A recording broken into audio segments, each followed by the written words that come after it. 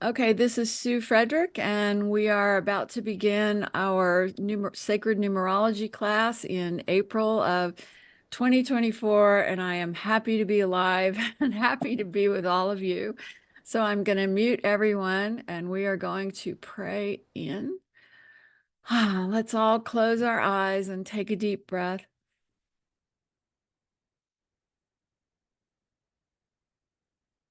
And as we breathe into this incredible energy of unconditional love, of gratitude, of awareness that we are all souls on a brief journey in the earth realm, we call on our guides, on God consciousness, and on the sacred energy of numbers to lift us up above our smaller selves, our ego stories, our limited understanding of our lives and of this world, so that especially today in this group, we will be able to really access the wisdom that our souls are trying to share with us constantly to help us navigate the dense realm that we call Earth.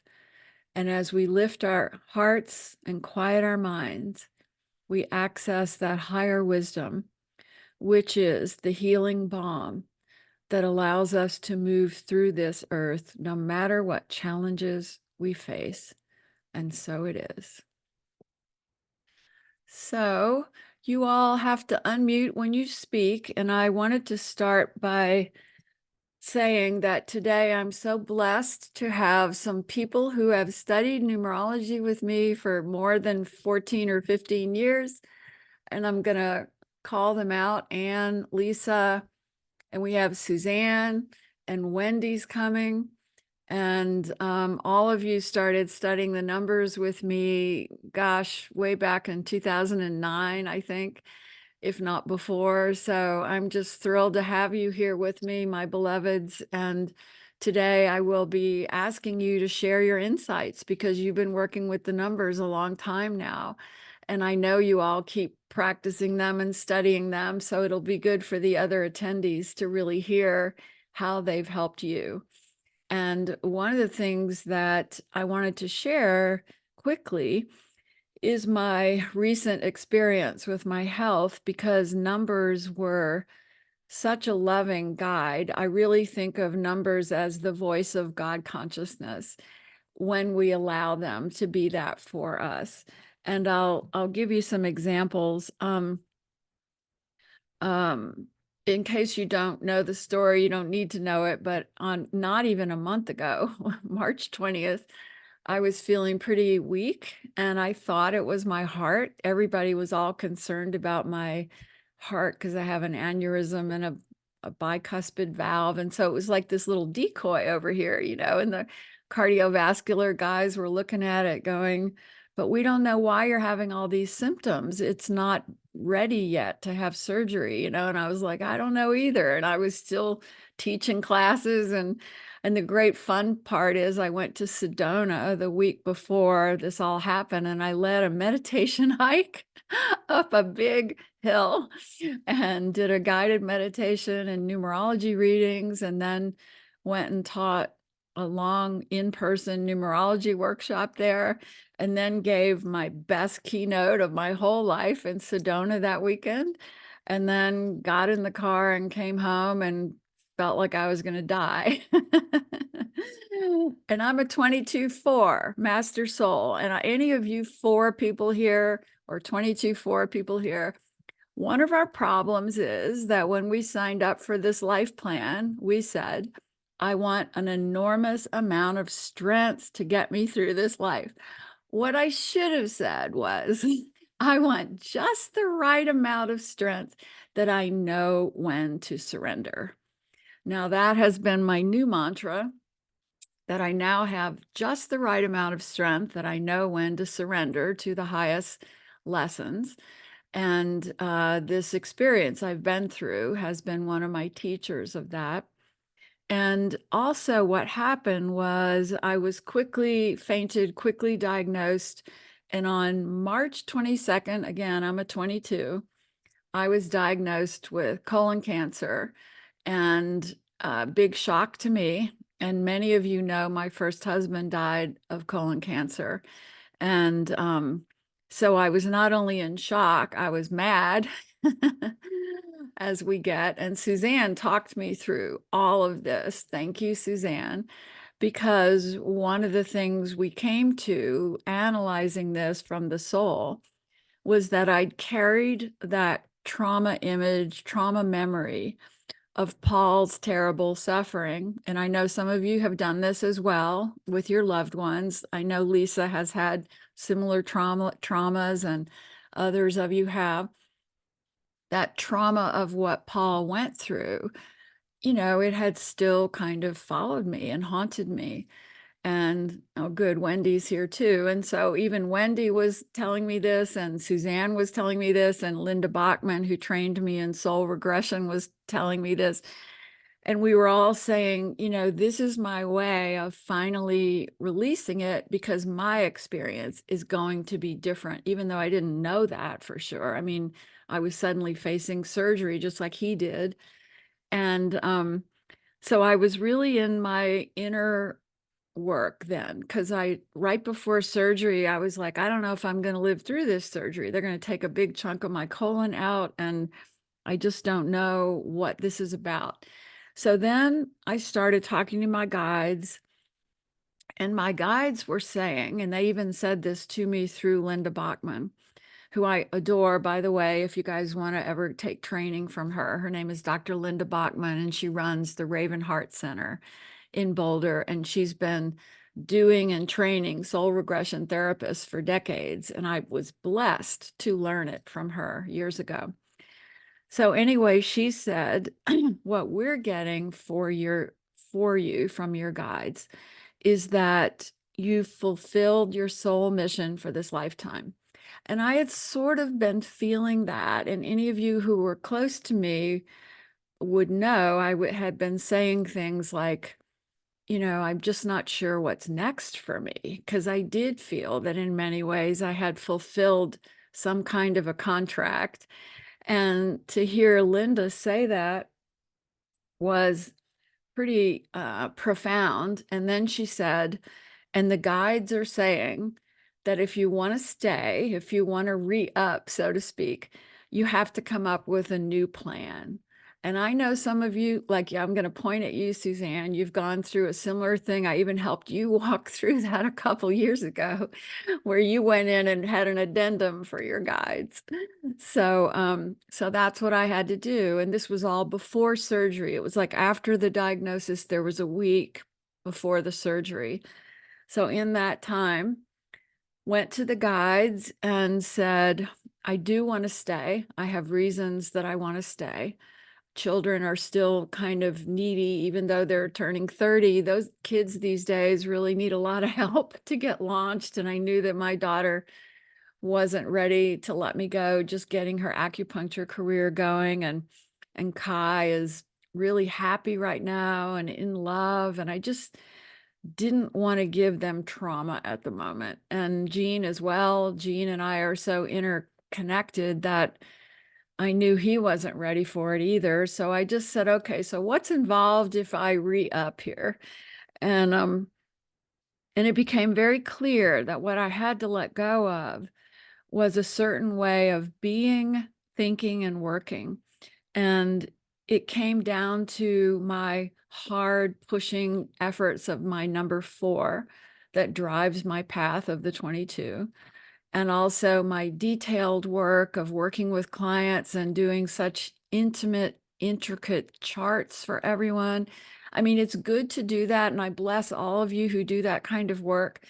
But I've done it for 20 years or so, and it just had become a load that my soul couldn't carry anymore. All of those client stories and helping them so much and having their charts and working with them that way.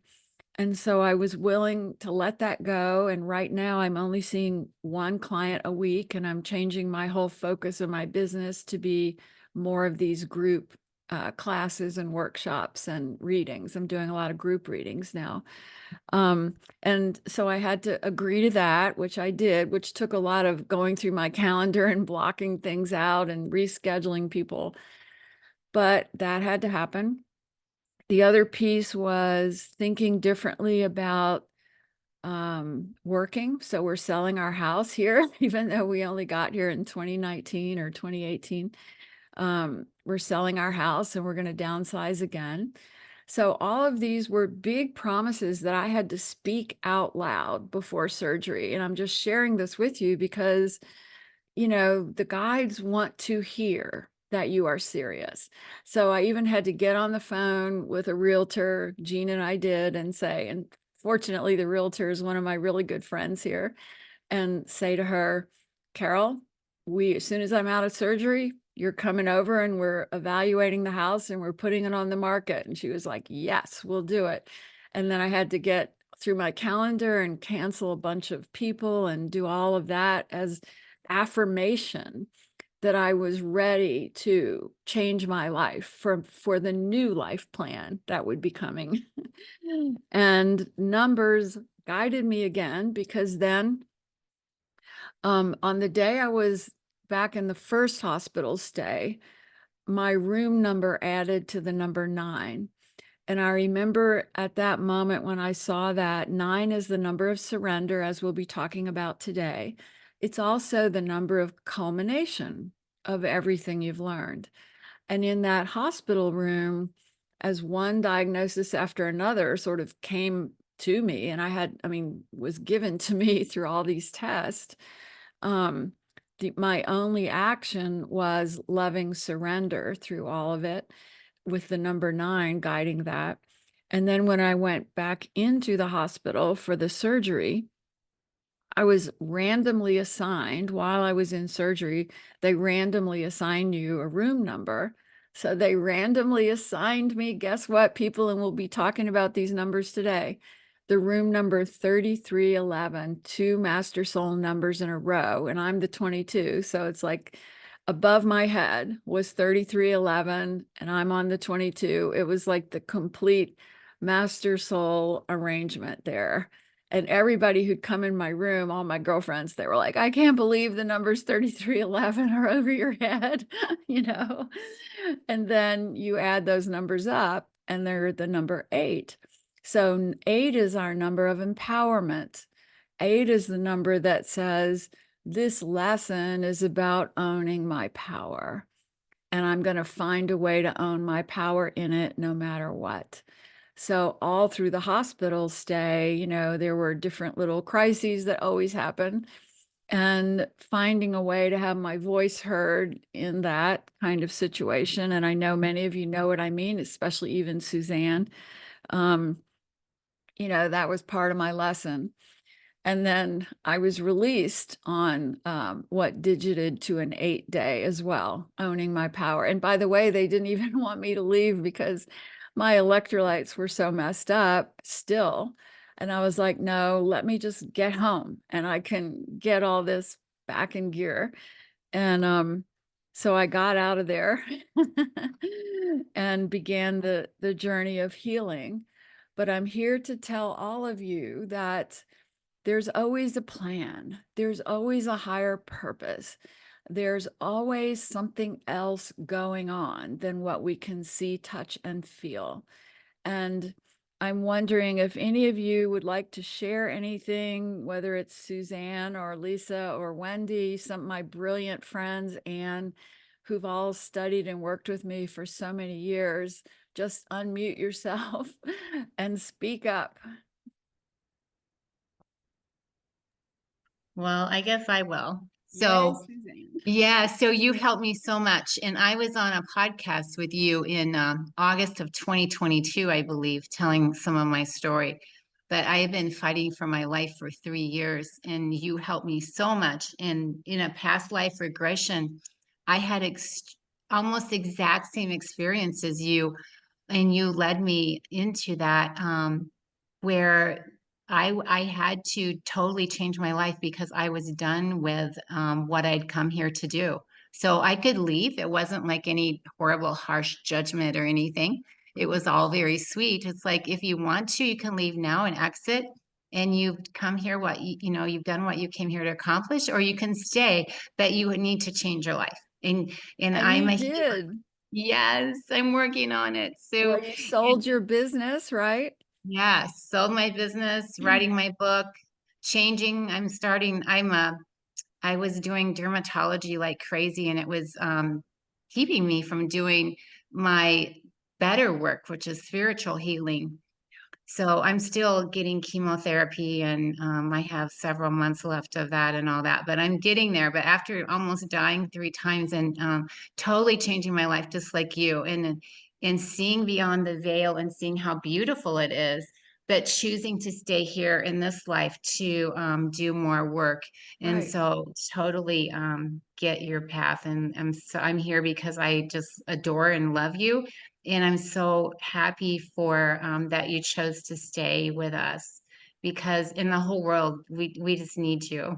You're Oh, an we all angel. need each other. And that was the other thing that was so clear to me, Suzanne, is that it would have been fine for my soul to exit. Like it would have been easier to exit, right?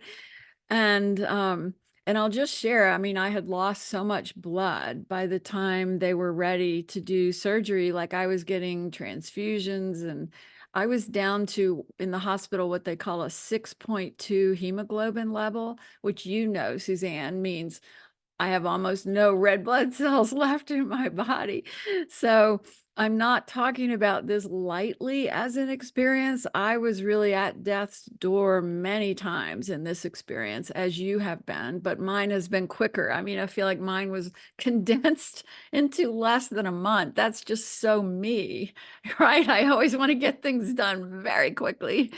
And but yeah, you're right. And I remember even thinking, okay, well, maybe I'm wrong and I can't stay. And there was a day in there where I was telling my children who were here helping me and everybody, I can't do this. I can't stay. And they were like, yeah, you can. We're going to get you through this. So it's not like it was all one happy, happy la la party. And I don't want to be giving anybody the impression of that. There was a whole lot of suffering involved because we are on earth. We still have human bodies. That is the thing. Our spirits are eternal. They are glorious. They are completely healthy all the time. They are free to travel in and out of the body, but our bodies carry the heavy, dense energy that we experience: pain, fear, doubt, all of those things that all of us are way too familiar with. But I remember in the hospital having these moments where I'd be feeling horrible and I would be trying to shift my energy. And a little tiny thing would happen, like a nurse would come in and I'd say, tell me your story. And she would start to talk about her life. And I would start shifting to a higher place because now I was thinking of her in a client way, like, oh, I bet you she's an 8 path, and I bet you this and that, and kind of back at work, so to speak. And that would shift my energy. So that is our only job here, that when we're bottomed out as we get, and that is part of being human, that we find our ways to start shifting our frequency to a higher frequency, because then we can hear the guides, we can feel the angel presence. There was one point where there were angels all around my bed, and even my daughter was telling me that. Um, but it's up to us to shift our frequency so that we can see and feel and trust that. And that's the hard part here.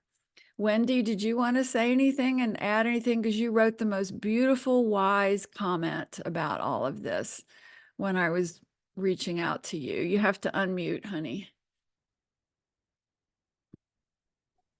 It's not that I don't want to unmute. I just don't know. There you go. We can hear you.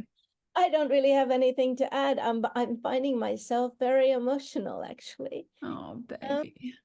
Just to, I guess, to be part of this journey with you and to be an observer of how it's done.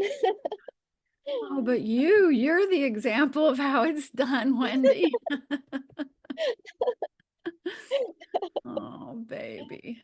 Oh gosh, I just want to, I'm so grateful. I was so amazed and that you actually reached out after just going through this tectonic experience to even want to have a gathering. Yeah. And that's why I needed to be part of this. I needed to be part of this to not only hear your reflections, but to welcome you home. Wendy, you're a beautiful 7-path Pisces, right? So when we talk about the 7 paths today, Wendy's a beautiful example of that, always analyzing, asking why, and finding the higher answer, the wisdom answer. And she's a gorgeous soul, and that's how she's navigated her life for the 20 years I've known her. All right, so anybody else here want to add any insight or questions? We have Anne and all kinds of other people here who've known me a long time. Anne, did you have any insights or questions?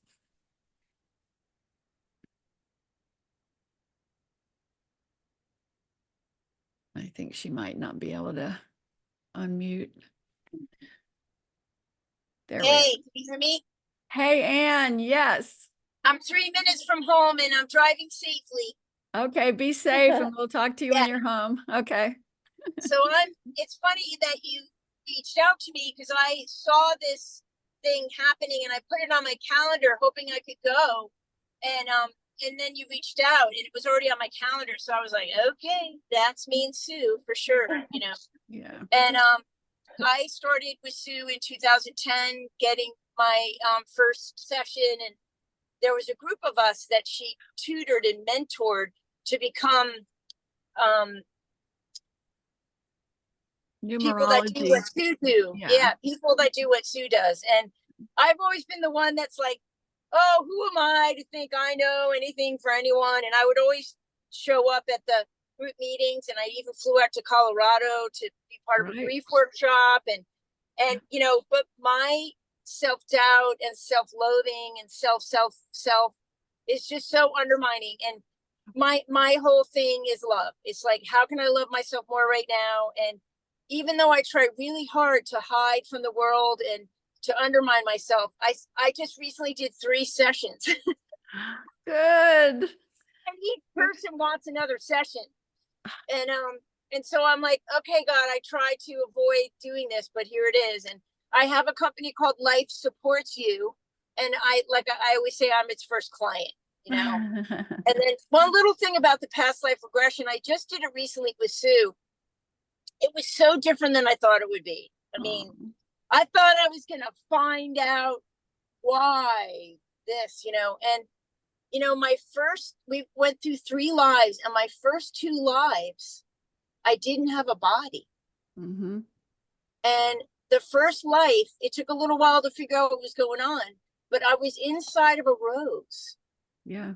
And it's funny because I'm taking a watercolor painting class, and I drew the rose, but I hadn't gotten to paint it yet.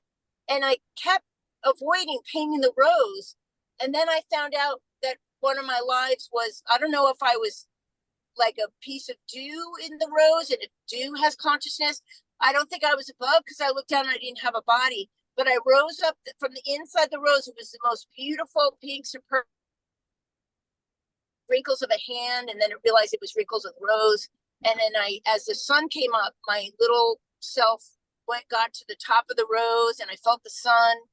And you know, I still haven't painted the rose, but when I do, I'm going to definitely send a picture to you, Sue, because that was so powerful to realize that I had a total beautiful experience of pure consciousness from inside this rose. Well, let me also share with everybody that yes, everything on earth has consciousness, and everything beyond earth has consciousness. And that is even talked about by the quantum physicist. And it's even the Nobel Prize was won this year by a quantum physicist talking about bilocation, which is the process of an atom existing in 2 places at the same time, the same atom, which to them and their studies means that consciousness is everywhere all the time and not linear the way we try to make it seem here on Earth. And this does have to do with our lives here, because we do believe we're just in this little one life track here. And it's such a small view. But the bigger picture of our soul is that we may be walking several different lives at once. That's very hard for our minds to grasp. And we may be in different kinds of life forms and consciousness experiences, but they are all feeding us today to help us live this best life that we're in the middle of. So it is a beautiful divine universe here. And this, If you could mute me, please.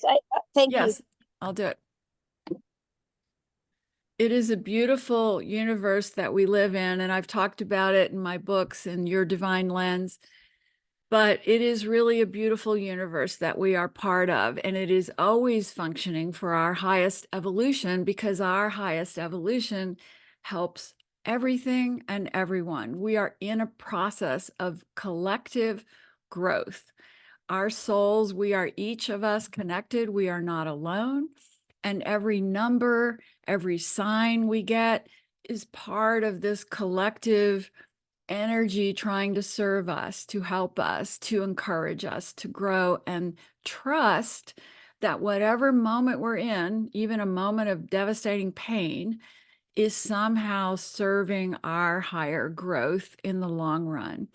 And I work with so many grieving clients because I've often said that grief is the greatest heartbreak opener, makes us pay attention the quickest, makes us go, wait a minute, who am I really? Does life continue beyond the physical? And that is the gift of grief, is to be completely 100% sure that our loved ones have a consciousness that carries on way beyond the body. So we're going to start with the numbers, but first I just want to say one other piece of it is that in my experience, I also was very held by my father in particular. I have found that during a crisis, one of your departed loved ones will really step forward to be the most comforting one. And I think Paul knew I was kind of mad at him because he had always promised me in spirit that I would never get colon cancer. But I have to tell you, he fulfilled that, because they took it out and there was no sign of spread. But as I was going through it, I was like, Paul, you always told me I would never get this. And so he just kind of stepped back like, okay, well, give it a minute, you know? And meanwhile, my father stepped forward. And my father was always so comforting to me when he was in body, and he's still so comforting in spirit. And he would be the one who would say, just relax, take a breath. And he would kind of talk me through the hard moments. But again, it's up to us to trust those loving presences when they show up.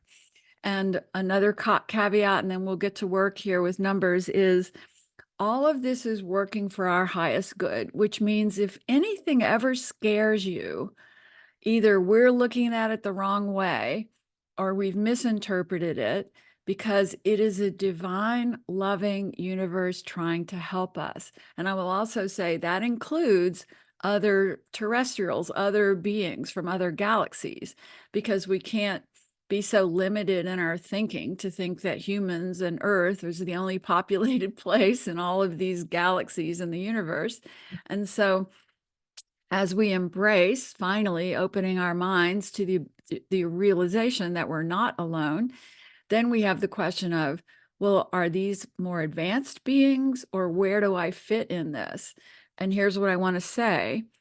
This is still run by a loving God consciousness, infiltrating through every life form, including humans.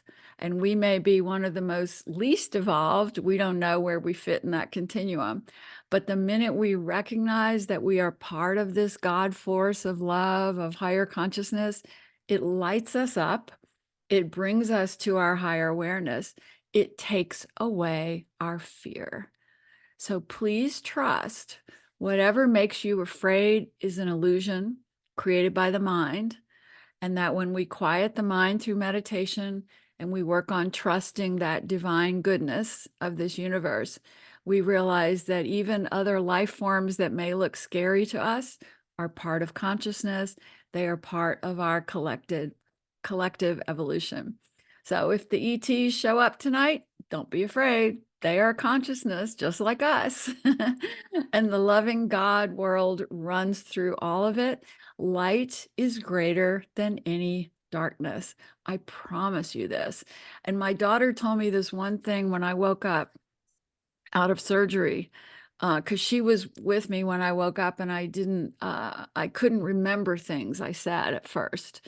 And she tells me that the first thing I said to her was, I said, Sarah, I saw the light and I saw the dark and I went to the light. And Sarah was like, that's good, Mom. Guess what? You're alive. We're so happy, And I was like, but I lost my awareness of that as I woke up, and I'm still trying to kind of go back and remember what that experience was. But I know we leave our bodies during surgery. We leave our bodies during coma. We leave our bodies during sleep very often. So all of those are times when we're going to talk to our guides, to talk to our spirits, to get more information. And we may often be seeing the light and the dark and choosing the light, especially when we really do get out of our bodies. So the greatest training we can ever have for any kind of crisis is always looking for the light. And Earth gives us so many ways to practice that, because Earth gives us so many bad experiences and painful moments and watching people behave terribly, but we have to keep looking for that light. So this brings us to the numbers, because the numbers offer us a way to find the light in the midst of our pain. And I'm just going to share my super duper, which I hope you've all experienced at this point. I hope, let me see, got to move this over. Can you guys see this, or did I mess it up here? I can see it. I can see it. Okay, so you can see my soul path calculator. Is that what you're looking at? Mm-hmm. Okay, Yes. good. So this is the coolest thing on earth. And if you haven't yet done it, please do it now, because we're about to go talk about your soul path. So somebody throw out a birth date and I'll plug it in here for you. Sue, I would just May 3rd, 1960. All right, she wins May 3rd. And what was the year? 66. 1960. 1960. Okay. 1960. 66. Ah, 66. Got it. Okay. And then this is the current year, 2024. So then we hit calculate. So this soul is a Taurus 3. Now you want to pay attention to the stacked method, the single digit, and the linear. And I will call, when I talk to you about your path, I will ask you all three of those, because there's something to be learned in every way that it's added. But in particular, if this final number here is a 2 or a 4 or a 6, then in front of it could be an 11, a 22, or a 33, at least one of these ways. And that will tell you you're on the master soul path. So use this calculator, look at what numbers are in front of it. And then it's very important to look at your age. And the reason is Saturn return. This beautiful soul is in what we call the second Saturn return, the coming awake for the second big time in the life. We hit our first big Saturn return in our late 20s, 27, 28, 29. And then we hit our second one in our late 50s, right as before we're turning 60. And both of those are soul wake-up calls. So you would look at this person's chart and you would say, everything she's been learning, especially what she learned in her first Saturn return in her late 20s, is now coming to culmination. And she's now being called to step up with her greatest soul lesson and her soul mission. And then we look at this personal year, the number 7. She's really being called to embrace her spiritual self, also her intuition. And you get a whole picture of where this soul is at the moment. But here is what we're also going to talk about today. See this little thing at the bottom of the page where it says level 2? No. Click on that sacred little secret button. And these Where are is now it? at the bottom right corner of your page. It says level 2. And then you click on that, and we're going to talk about pinnacle numbers today. So that's going to really inform where you are in your life. We'll get to that. And then you come back down here and you click on level 3. And the fun thing is entering your name, whether it's the name on a birth certificate or the name you currently use, and calculating what lessons are in that for you that you prescribed for your learning journey in this life. So this is why I love numbers. There are so many different aspects of them to help us, all to help us. And right now I'm going to quickly open this workbook number, but I think I have to stop sharing and start again to do that. So hold on. And now I'm going to share the workbook. Make sure I've clicked on it. And you guys should all have this. I sent it to you in email. I also sent you the link to the Amazon version for $8 that you can buy, that all has it all printed out for you, which makes it easier either way. So here we are, and very quickly, the basics, because most of you know this, is that numerology is not some new age thing, even though people like to dismiss it as some kind of new age woo-woo thing. It was created by Pythagoras in 580 BC, who created our entire number system.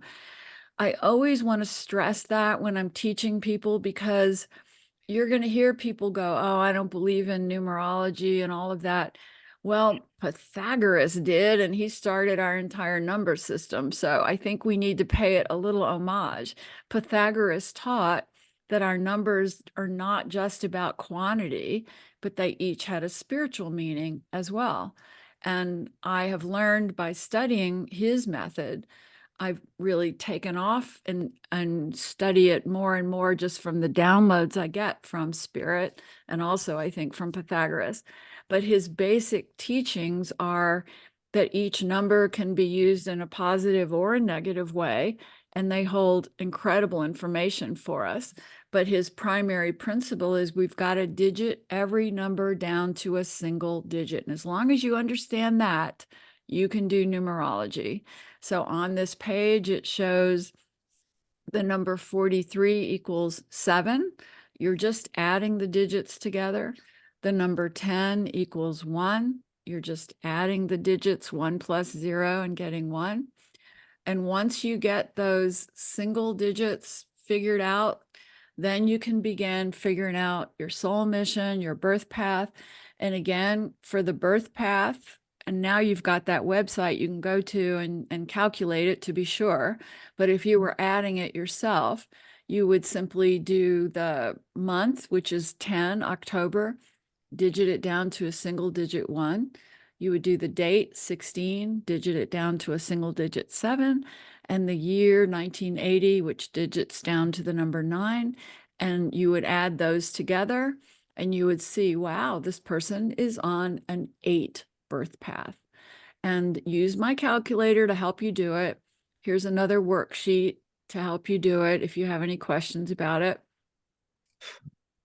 And then take note that there are 3 master soul numbers that we work with, and one is the 11, one is the 22, and one is the 33.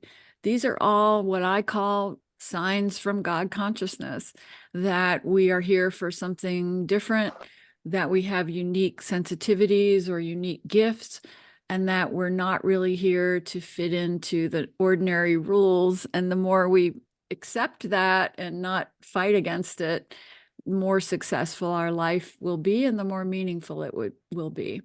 So when you add your birth date together, then you go and look at the 3 ways as explained on my calculator, and you see these 3 numbers. This is how those numbers were arrived at. And you can tell here on this birth date that the 22 shows up in this linear method right before the 4, and that over here in the stacked method, the 22 shows up right before the 4, and in the single digit, the 13 shows up right before the 4. The only reason this matters is that by looking at this now, we can see that this person whose date of birth is May 1st, 1960, is not just on the 4 path. They're actually on the 22 Master Soul 4 path.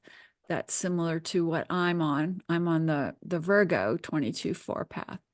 So then we go and talk about the meanings of the numbers. And this is where I want you all to interrupt and ask questions, because for some of you, this is new. And for others of you, you're already masters of it. So like, I know that Lisa is on the 1 path, so she knows all about that. And Mhm. so, uh, so who, does anybody, because it sounds like somebody's trying to ask a question here, or maybe I didn't understand that, but mute yourself unless you have a question, please. So the positive energy of the number 1 is you're going to be desiring to lead and to bring your vision to the world. You're going to be very independent, but it is born of self-doubt. So when we talk of the arc of learning, which is a very important term, we each have an arc of soul learning. We're all in the divine realms, and we're agreeing to drop down in here and have a life, a human life. And we're saying, what am I going to be learning there? Because as I learn it, I will turn around and help others with it. That's our collective agreement. So if you've come in on the 1 path, you are starting out with self-doubt. Perhaps you have a difficult childhood, or loneliness, or poverty, or lack of love, and you find your way through it to become a leader, a visionary, and a guide for others. That is the arc of learning of the 1 path. And with the 2, you come in with a lot of sensitivity and the need to be connected deeply to people and a lot of intuition. But the arc of learning has to take you on the journey of realizing that that sensitivity means you're here to help people and not just become paranoid, which is, you can choose to go to the dark side of it. And because you hear everybody's thoughts, you can get paranoid, or you can seek the light, the love, and the higher frequencies. If you're on the 3, it means that you've come in very creative. You see the world differently than others. You want to share that creative, different view, but the world says, get a job. And sometimes you have a hard time making that work. That's part of our cultural challenge, is that anybody who is not just willing to be ordinary, who's willing to step into their soul mission instead, has to often create their own work here. And hopefully that's changing in the next few years as consciousness evolves. But creative people often have a very hard time making that happen. And the arc of learning, though, is to trust that the way you bring your creativity to the world is somehow your gift for the world, and making that work, whether it doesn't always mean you're going to be the next Van Gogh, but it does mean that maybe you'll be a dance therapist or an art therapist, or a therapist in general who uses creative means to do it, to help people. But using that creative key that you have, that blessing, will be your guide. Also on the 3 path, you have to work to open your heart. And that's easy to be in your head when you're creative like that on the 3, but you have to work to open your heart. And then on the 4, which I know too well, you come in with so much strength and so much determination that it's not always a good thing. You can just really kind of get lost in your willfulness, I would say. I'm going to make it happen this way. And our wills and our egos are meaningless, really, because we have a soul plan here. And the more we can get out of our ego point of view, like, I have to do it this way, and surrender to the way it wants to happen, then we get into the flow. We get into the grace of what we're here to learn. And every 4 path I know, whether they're 22 or not, works way too hard in their life and can get very lost in the drudgery of hard work. And yet the shift comes when we say, but I'm beginning to see a different way now to work that is not so much about pushing and determination, but more about grace. And then we move to the 5, and the 5 is beautiful and passionate and sensual and charismatic. Everything comes to the 5 path. And their lesson is, how do I only choose what serves my highest self and not just indulge myself in whatever comes to me? And the thing is, those lessons come very hard and fast. So even kids in their 20s, I love working with people in their 20s. I have a lot of 5 path clients in their 20s, and they got maybe a little too heavily into the fun and the partying and the drugs that are so easily accessible, and they've hit their first Saturn return, and they're going, wait a minute. I got to get sober, and I've got to figure out the purpose and meaning of my life. I'm so happy when 20-year-olds are figuring that out on the 5 path, especially because I've known 5 path souls who don't figure that out till they hit their second Saturn return, in their 50s. And by then it's a long and damaged time of being in the physical body. So the sooner we wake up to the higher purpose of our path, the better it is all around. And nowadays, kids have such sped up consciousness that they are waking up much earlier because the world is in such a higher frequency right now. So then the 6 path soul cares so much about the world, cares so much about humanity. They often maybe want to go into politics, or they want to be a teacher for the world, for the school, for the classroom, and also a doctor, somebody wanting to heal the world. Those are great impetus.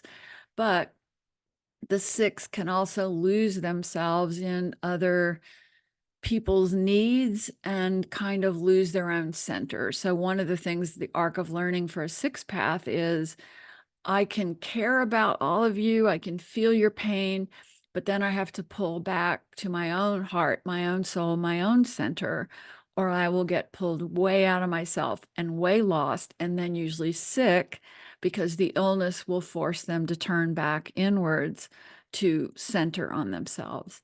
And then we come to the beautiful 7s like Wendy. Wendy is a beautiful example, intellectual, brilliant, beautiful, very spiritually focused and wise and dignified.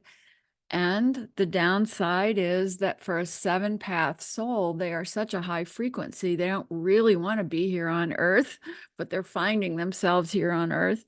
And the world can really make them skeptical and cynical and angry. I'm married to a 7 path, and he's definitely had times where the world just literally makes him sick. And I'm always going, quit looking at it. You're looking in the wrong place. You've got to look at the light, the higher purpose here, the higher meaning.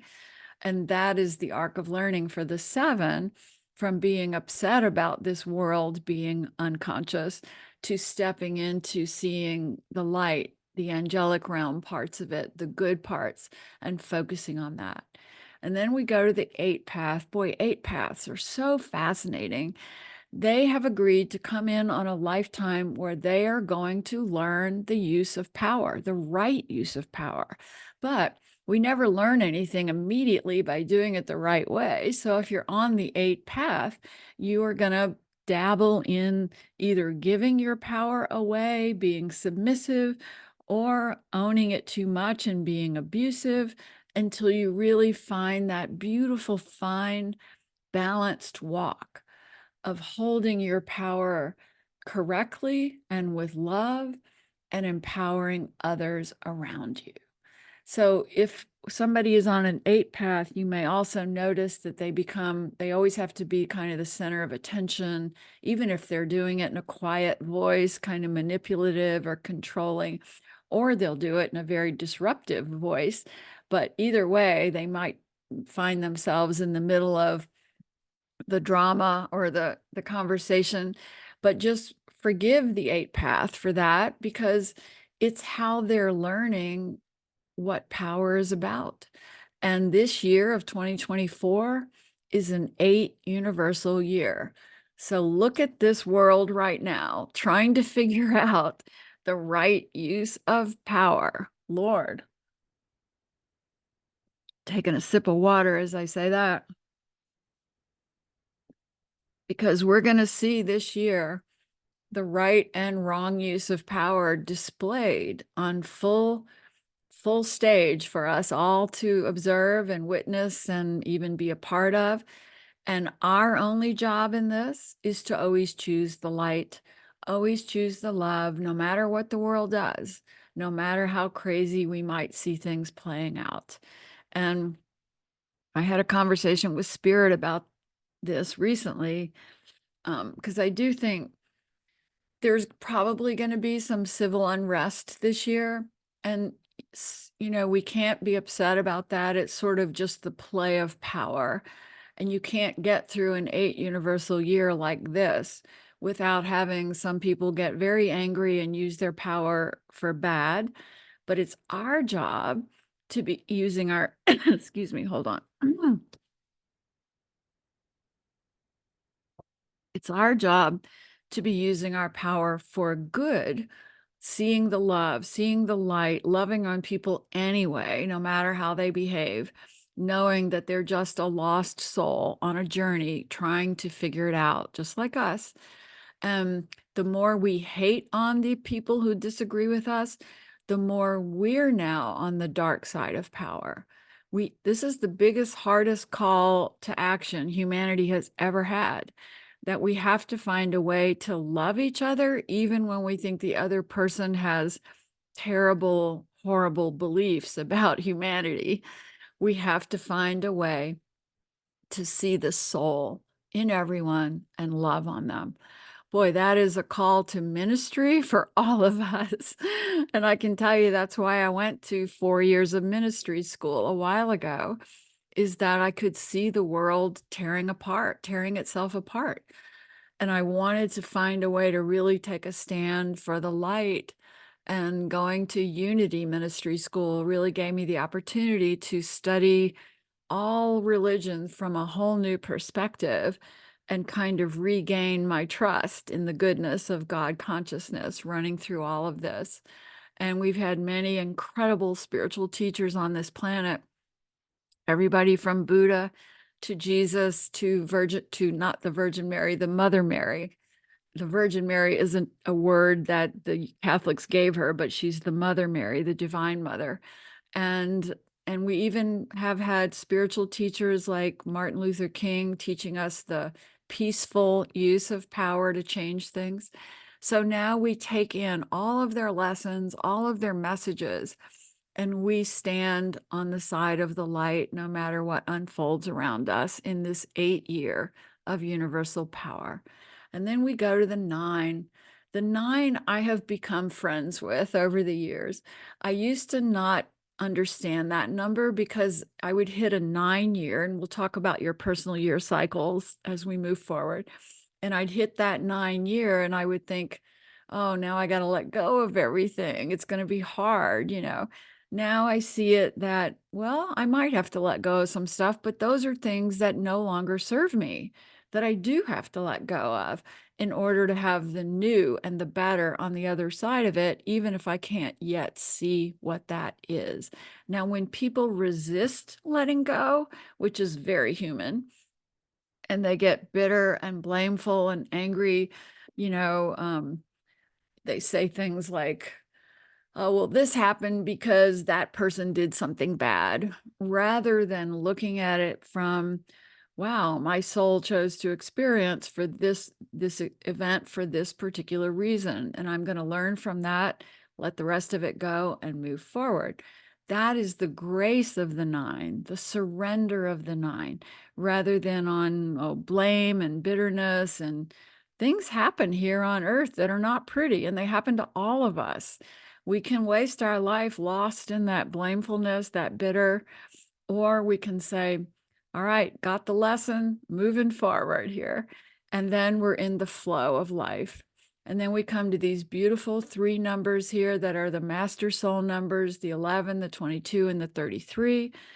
If these are part of your soul path here, It doesn't mean you're better than anybody. It means you might be braver than other people in that you said, yeah, I'm going to take this life on in a big way. I'm going to agree to a master soul path because I know it'll push me so hard to grow.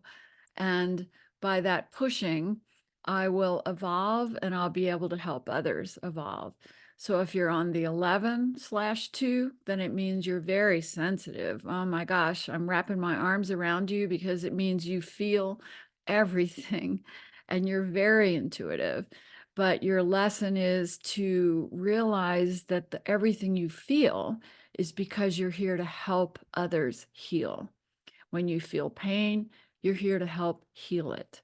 And you're also a pure channel to the highest realms. So you can channel in art, music, anything of beauty. You have access to channel in for the world. Don't let your sensitivity keep you from opening your heart and living the true path you came to live. Then we go to the 22. The 22 has different ideas for the world from the time they're quite young. And these ideas don't come from parents or family. You know, my family never knew what to do with me because I was born into a very Southern Catholic, traditional, conservative family. And I was the oldest. And suddenly at a very young age, I was talking about, loving people of color and all this kind of thing. And it really scared my family and they didn't know how to handle it. But now as I get to look back from old age, that's the really good thing about being older. I can see that I was helping them. I was teaching them. I was shattering some beliefs that they had never questioned. And if you're a 22, you're here to shatter the beliefs that the world has never questioned that need to be shattered. And you will need all that strength that comes with the 22/4 path in order to do that. But you've got it. That's what you agreed to bring with you. And then we go to the 33, the beautiful 33 energy. The 33 path the 33/6 is considered the path of Jesus Christ, the path that Jesus walked in this lifetime. And when you look at his real message, not the dogma message that was handed down, it was about love and compassion, loving one another. I give you a new commandment. It is to love one another. And this is more important than all the other commandments. That is the true statement of what his life and purpose was, to teach love. That is so 33. And it also made him very able to move energy, to sense spirit, all the things that have been written about Jesus and maybe a little bit misinterpreted. They're really about him being a healer, a visionary, a master soul, hearing and feeling spirit and listening to God and responding, and beautiful journey of the 33. Now, if 33 is your path or your departed loved one's path, they may have struggled here on earth and you may struggle because just as we saw in the life of Jesus, you get pretty beat up from that kind of. This bell here is to remind me we need a 5-minute break. So as soon as I finish this number part, we're going to take a 5-minute get up and move around break. The 33 is a very sensitive journey. Some 33 paths can't even stay here for very long because life is so intense for them. But we see it in a different way when we look at it through the soul. All right, so on that note, any questions? And then we're going to do a really quick break. Any questions from anybody? No? Question. Okay. Yes, Um, Lisa.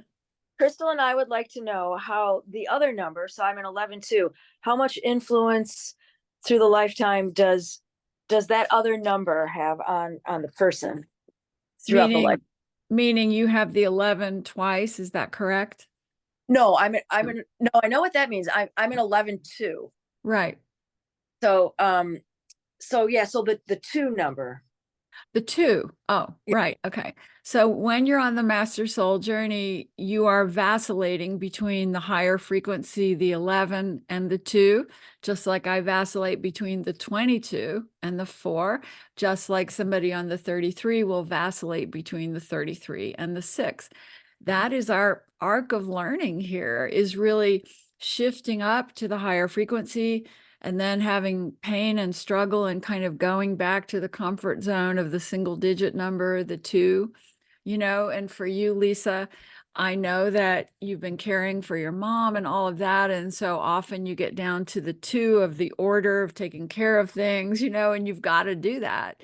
But I also know that you shift right back up to that 11 the minute you're ready, the minute you have a moment to yourself, the minute you can meditate or pray, you shift back up, because that's a happier place to be. It's just when we're so used to those different frequencies, we go down to the lower frequency, but then we learn to shift up more quickly and easily. So, any other questions before we do our 5-minute break? Thank you. All right, so I'm going to pause recording. Everybody get up and stretch, because I got to move my body a little bit here. I'm only 2 weeks out of surgery, so I got to honor my body. So we're going to pause recording. Okay, so now we're going to talk about sun signs, because in the way I do numerology, I include sun signs. And when you go to my calculator, you will also see that I talk about sun signs. So I'm going to share my screen again here. Let's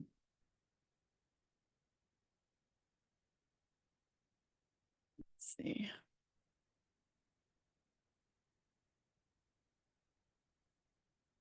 Okay. Let me hit share.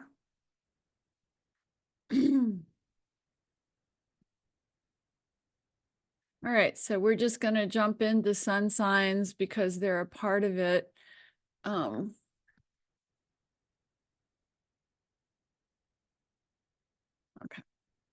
So in my way of doing astrology and using sun signs, I use specific dates. I don't use cusp.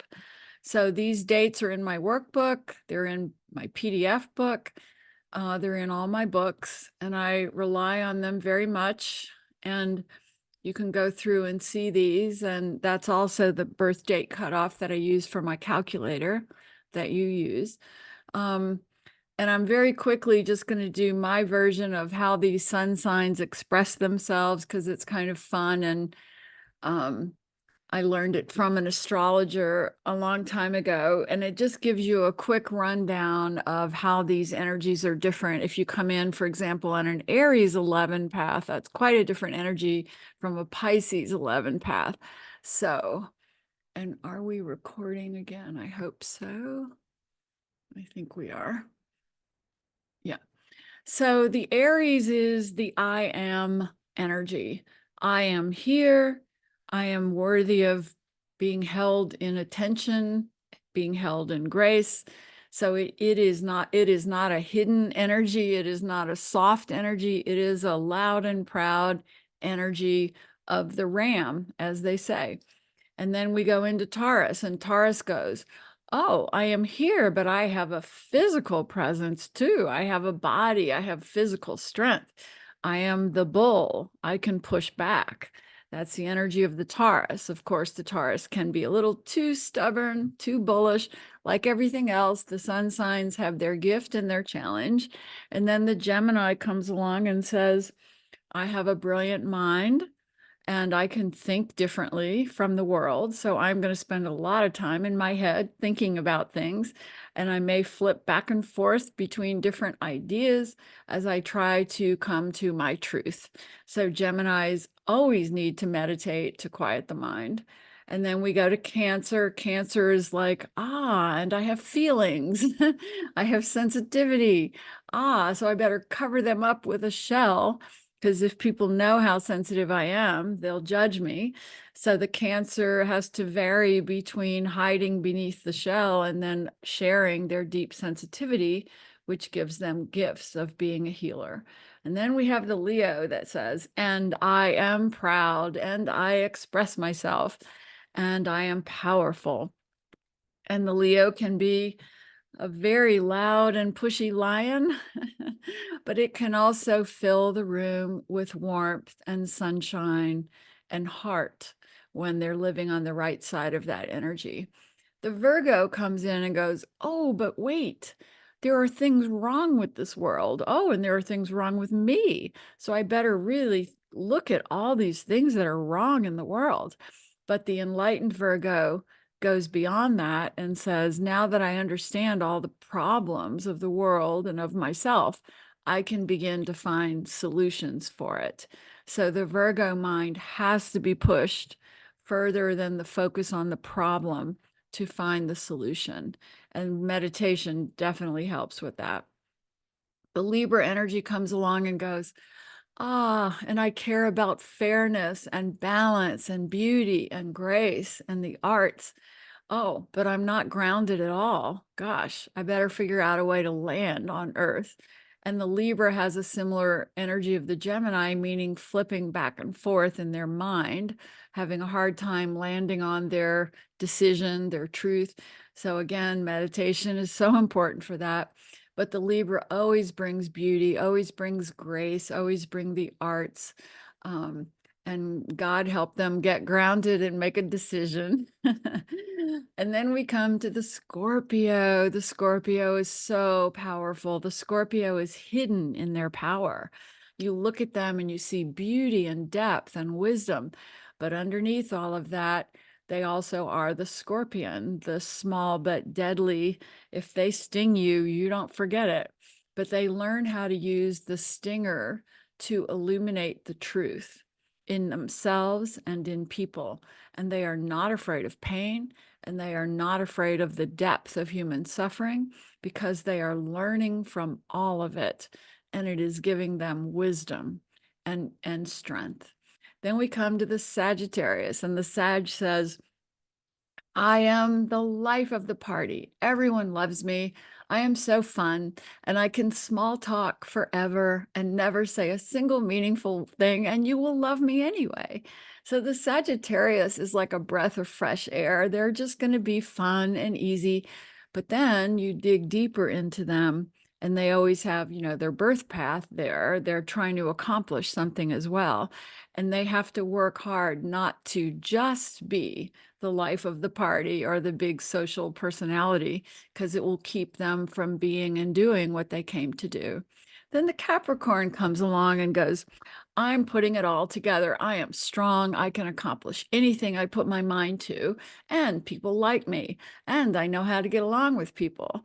And the Capricorn is the goat, they just work and get it done. And the problem is they are good at everything, and they can get everything done, but that means they can lose their own way. They can forget what their unique self is here to do and be. If you're good at everything, it's hard to remember or choose what it is you came here to do. And then we come to the Aquarius.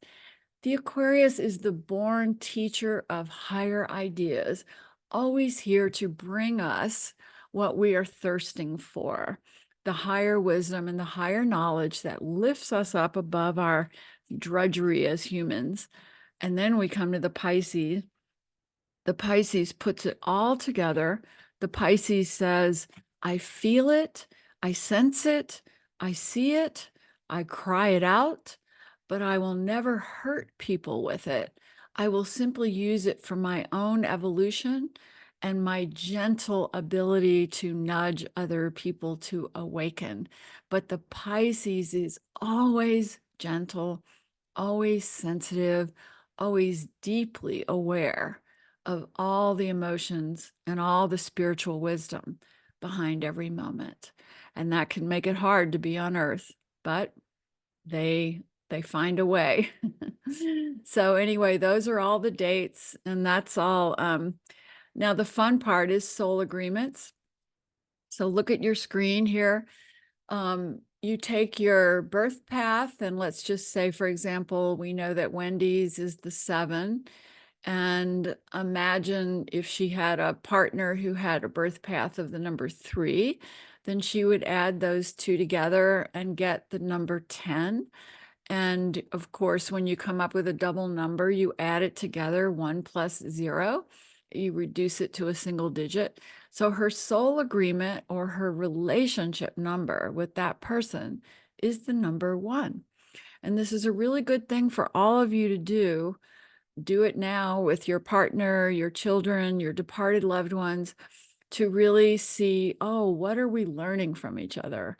Because these soul agreements are so helpful. They you quit banging your head against the wall with people when you begin to understand what your soul agreement with them is, because then it's very clear what you can get from this relationship and what you can give to it.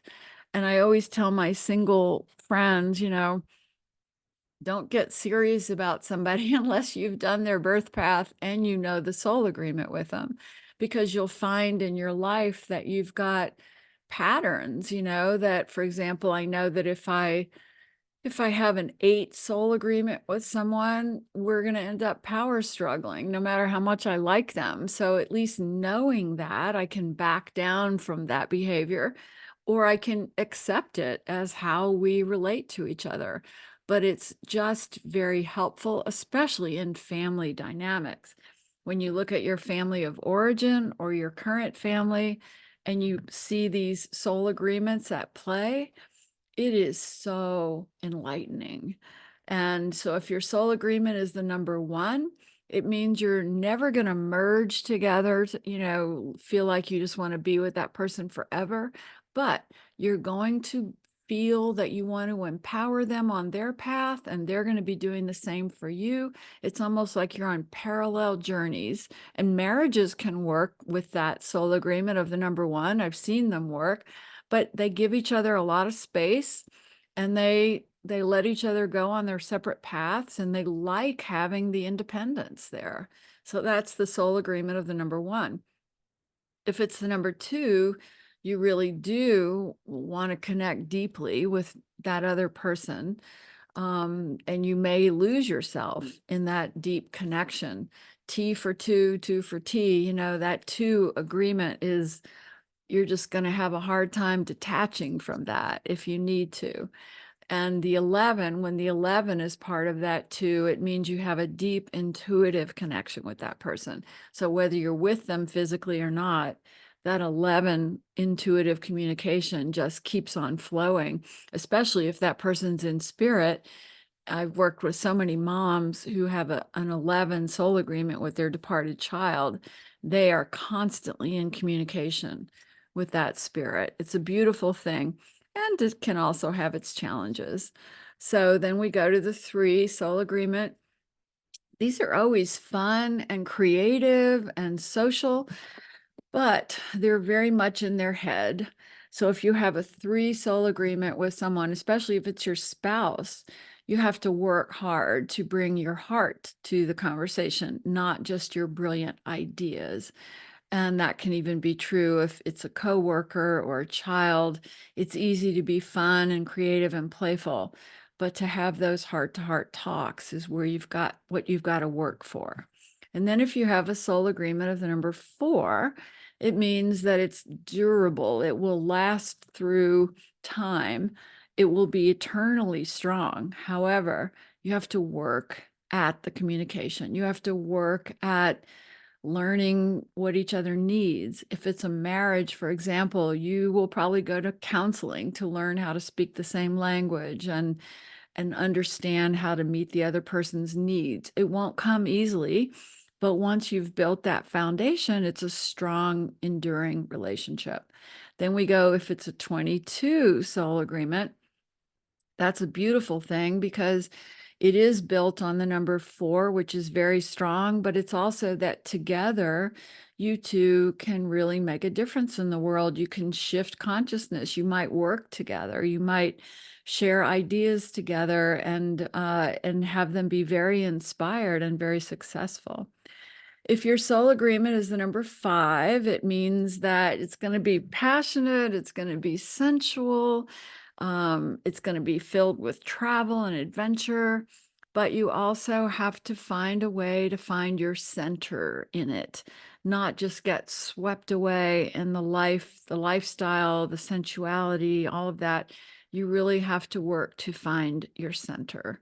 And that's a good thing in life. We all have to do that. And then if the soul agreement is the number 6, you have a deep and lasting love with this person. And it may be beyond all reason. I mean, I've got 6 soul agreements with people where I go, you know, there's so many things about this person that kind of drives me crazy, but I love them endlessly and I always will. That's when you know it's a 6 soul agreement. It's just heart to heart.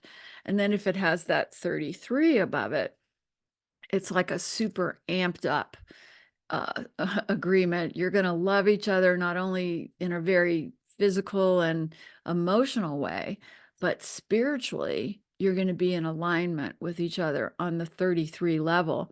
I have a girlfriend here.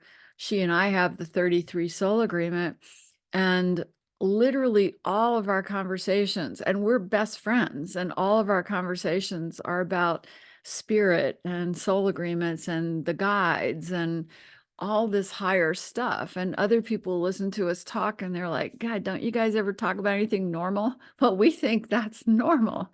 So a 33 soul agreement is good if you're ready for it. And then if you have a 7 soul agreement, it can be a little scratchy. Look at the number 7. It's got sharp edges.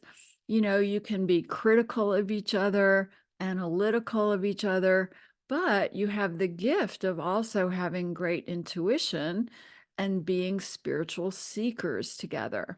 As long as you don't let those harsh edges of perfectionism and criticism damage your soul agreement, the 7 is a good one for spiritual growth.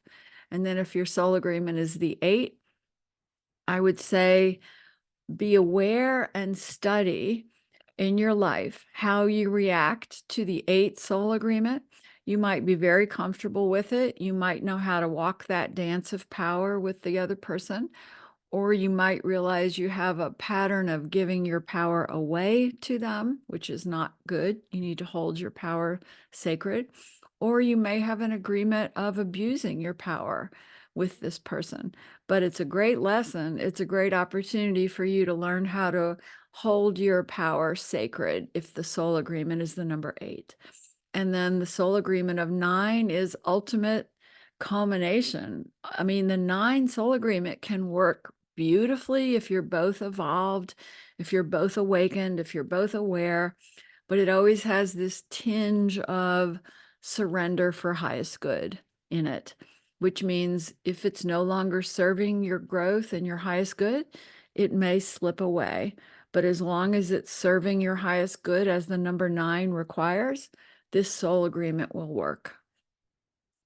All right, so we're going to move on now. You can read all of this, but we're going to go to some fun things. Before we do the name number, I want to do the, let's go in your workbook. We're going to move on to the Pinnacle cycles. So you can go to page 43. And then I want you to be sure to go to the calculator because in the, yes, go ahead. Sorry, it's Lydia. Will we have time for questions at the end, even if we missed our Yeah, go ahead. You can class? ask right now too. Okay, yeah, I thought maybe it'd be nice to give your voice a break. Thank you. Thank you. Thank you. Before I ask my questions, I just had 2 things that I wanted to say.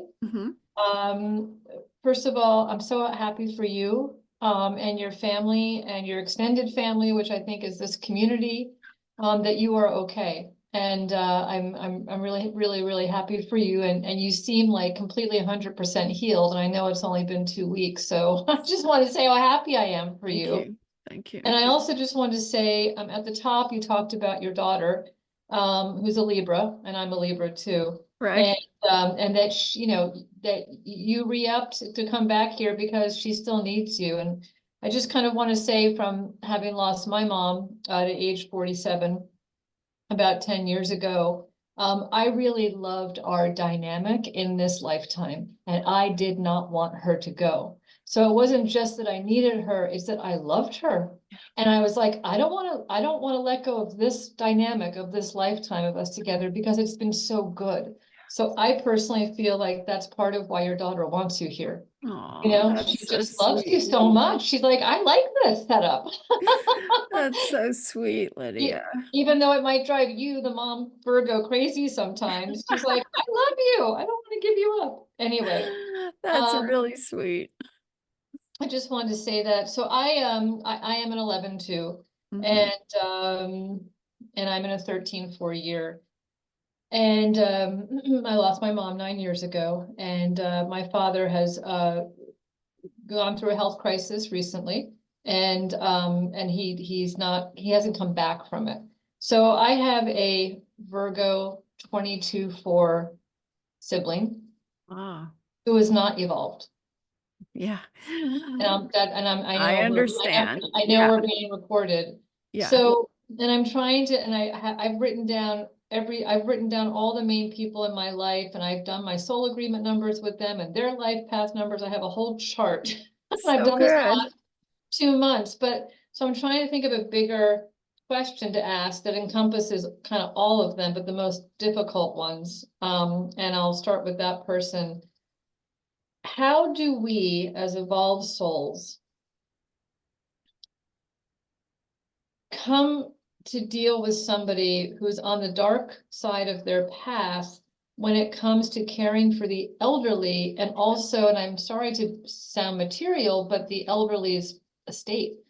Yeah, Because this person on the darker path doesn't see the greater good, yeah. in terms of how that person, the elderly, is being treated, and also just they just want control of everything. And they want to be able to decide for that person, not only that person, but that person's partner who died several years ago, how things will be handled once they're gone. And it's just, I It's mean, a I very, feel like a part of it you have to fight. You can't just be all love. I mean, that's part yeah. of my question. Well, this is a good question because so many people face this, and it's such a, the family dynamic. I always say that when you are in a family dynamic, especially around death and dying and all of that, you are in your ultimate place of soul learning right there.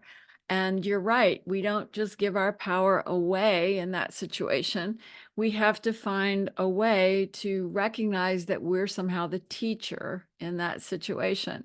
And the way we know we're not behaving as the teacher is when we're lost in our own blame, we're lost in our own maybe hatred, even if it's merited. We have to find a way to say, here's a solution. I'm going to hold this solution in grace. And one of the ways we can do this in this physical world is if your family is not listening to you and you feel you have the loved one's highest good in your heart and you really want your solution to be listened to, you can go in your meditation and see that resolution that you think would be best. Hold it, envision it, see your loved one walking through that, look at the estate being resolved that certain way that feels right to you, but only hold it in love, only hold it in light, and then release it. And what you're doing in those moments is you're helping shift the whole situation up to a higher frequency. You're shifting that other person who's not acting in an evolved way up to a higher frequency. And often we have to do this without words because, especially in family dynamics, words just become weapons after a while. You might be able to have a 5-minute conversation with somebody, but after that it becomes kind of weaponized, and that is never helpful. So you've got to start working on it energetically, Lydia, you know, from a higher perspective of love and light and seeing what you think is best for all. And then there's also a lesson in it for you of also surrender. You know, that's the hard lesson on earth, is that there are certain situations that we have to face that we literally can't have control over. And so our inner question then becomes, how do I surrender this with love and grace, highest good for all? And that is the prayer. How do I surrender this with love and grace and highest good for all? And I can't answer that for you, but I know that answer can come to you if you ask it in your prayer and meditation. Okay, I appreciate that. And I did, I don't know where it was. I've listened to, since learning about you earlier this year, I've listened to so many different interviews and read so much. I can't remember where it was when you talked about your divorce. Oh, yeah, And that's how, and that you know, you meditated on it and you wrote a letter, I I think. did. And I wrote a very loving, probably the best letter of my life that came from my soul to my daughter's father. And he was not in any way acting in any kind of enlightened way. And, you know, and just saying, I love you, I forgive you, I will never try to hurt you, I will never try to take your daughter away from you, I will never. And I just listed all the things I knew he was motivated by fear about. And I just really wrote it with pure love and brought it over, left it at his house and left because no more words were going to help. And it energetically, and was a very shut down 8 path, Aries, very powerful. It shifted them so much that I'll even share, before I went to surgery, he called me and we had probably one of our most loving conversations we've ever had about what would happen to Sarah if I died. And he shared insights into Sarah that I had no idea he had. And he just assured me that, yes, Sarah would be okay if I had to cross, that he was there to help her. And when I went through the divorce, to think that I would ever have that conversation with him was never going to happen. But sometimes things on earth, Lydia, take a very, very long time to unfold, even though we see them as a possibility, a quantum possibility immediately. This earth realm has its own linear timeline that can take a very, very long time. absolutely. That's so beautiful. What a healing between the two of you. And I also reconnected with an ex of mine who's an Aries. We hadn't spoken in 18 years. And it was just a conversation and nothing may ever happen, but Yeah. it was a healing, you know. You I was have to do your part of it. When you come to your soul review at the end of your life, you have to have been thinking about, what did I do? What good actions, energy, feelings, and emotions did I send out in this situation? No matter how everybody else responded, doesn't matter. But was I holding the light and the higher frequency? That's what you're going to look at when you leave your body and do your final soul review. So I think one of the reasons I've stayed is because I still need to get things right here. By the time I really cross, I want to be able to pass the test and not have to come back unless I want to. So you can think of your soul review as the test of, how am I handling this in the moment, emotionally, spiritually, with words, all different kind of ways. That will be seen and reflected upon by your soul when you're crossing over.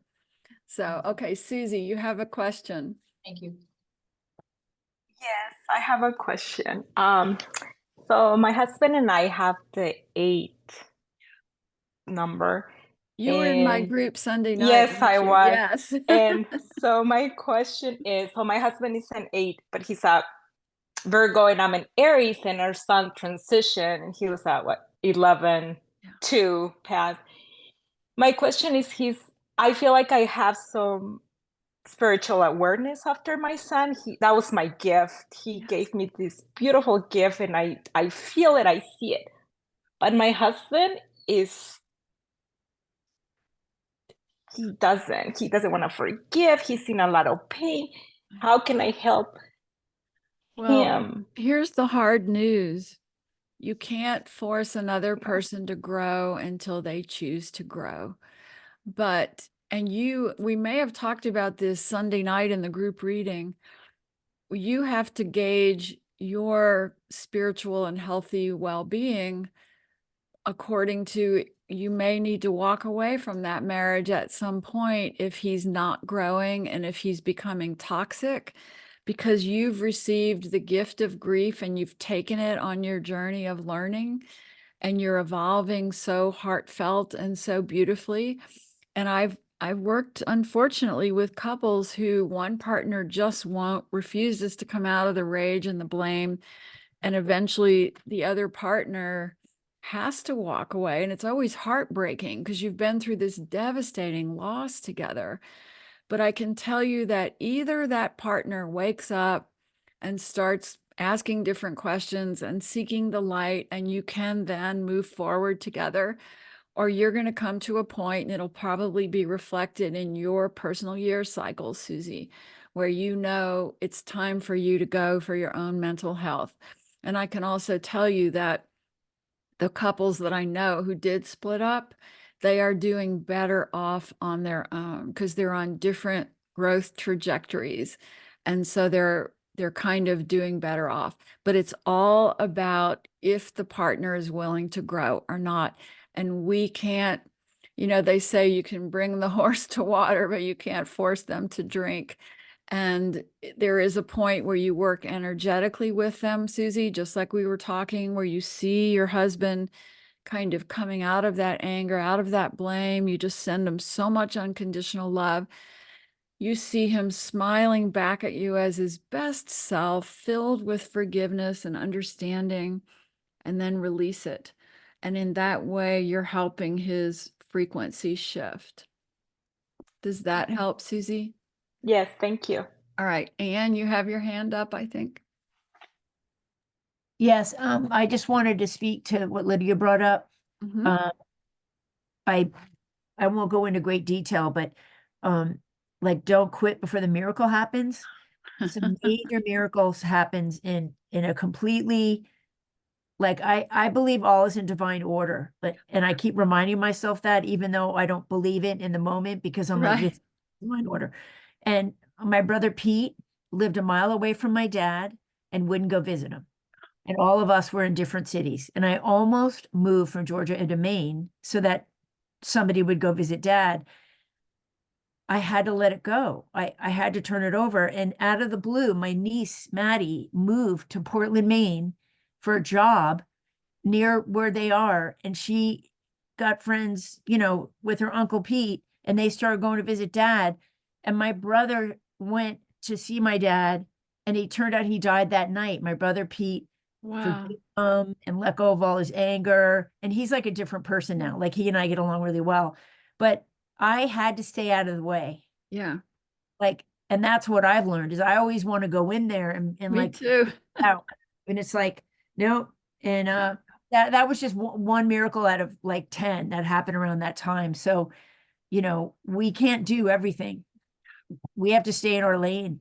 That's what so good. That is so good, Anne. And just surrender it to highest good. And that's the Yes. hardest thing ever. Yes. But you're absolutely right. The miracle can't happen while we're grasping hold of it, wanting it to go our way. Right. And there's always a bigger solution that we can't even see. And when we back up and surrender, that solution can appear. Absolutely. Thank you. Thank you, Anne. Beautiful. Thank you, ladies. And then Allison, I think you have a hand up. Yes, hi. Hi. I'm so grateful to be here with everybody today. I'm a newbie, but I had a question. My daughter transitioned 2 years ago, and her numbers are all 11 too. And then I have Wait, an she's a 11 triple too. 11, Allison? She's a triple. Yeah, she's a triple 11. And she was an artist curator and all that stuff. And then I have an 11 too, and then I have two 20/2s. Yeah. So I was curious, I mean, I feel very connected to her, and I don't have a partner, right, presently. So I've kind of gone through this whole grief thing, with support from other groups and things like that and therapists. But I'm just wondering, does she still have a personal year? Like or is that like, wait, she's not in the time element anymore? Yeah. Or So let me address this for a moment. First of all, that's an angel soul, your daughter, a 1111 master soul. She actually stayed longer than her original soul contract. She re-upped at one point to be with you a little bit more. But I want you to know that her life was fulfilled. She fulfilled that 1111 soul mission. And when you think of her, do not think of tragedy or whatever ways you think, she wasn't able to fulfill it. We never can see the truth of this life when we look at it head on. We're only seeing the tip of the iceberg. And it's later when we're in the divine realms that we can really see the lessons that were being played and unfolded. Your daughter is an angel. She's helping you. Her whole energy is about helping you trust your heart, your spirituality, your higher wisdom. And you have to walk it alone because there was a pattern of partners pulling you down. And now you're finding that way of elevating your frequency in your journey of grief and doing good work to help others. And she is completely at your side. And know the personal years don't matter in the spirit world. They're only that's what I thought. They're only our roadmap here to help us navigate the slow rolling of time here.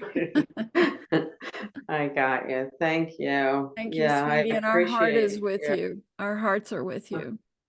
Thank you. All right. Somebody else has a hand up, I think. Cynthia, is that you? Yes. Yes. Hey. So hey, your insight about seeing the situation in the best light was some great information for today. I had a negative situation I need to deal with, and that's how I'm going to deal with it. But I want to have a question about sun signs. Mm-hmm. I see myself a little bit in all of them. Is that unusual? No, I mean, when you get your whole astrology chart done, you get the bigger picture of it. And you probably have all those signs in different houses and different arrangements in your chart. I would urge you to go to a really good astrologer and have your whole chart done, because that way you can see how, yes, you have little elements of different parts in you, but there's always an arc of learning that you even see in astrology, just like you see it in numerology. Like, for example, in my astrology chart, the astrologers said that the nodes, north and south node, I'm moving from the earth-based Virgo point of view to the Pisces, because so much of my planets and everything are in Pisces, that my whole arc of learning here, according to astrology, is from the Virgo to the Pisces. And I'm praying that this new life contract I've signed has that Pisces energy to it and less of the earthbound Virgo. And so when you get your chart done by a really good astrologer, they explain that to you, and it is so helpful. Okay, an astrology class soon, I believe. And I have another question. Yes, go ahead. So I have twin daughters. We don't know if they're identical or fraternal, but I would think they're fraternal. They look a lot alike. They are a 9 and Libra, but they're so different.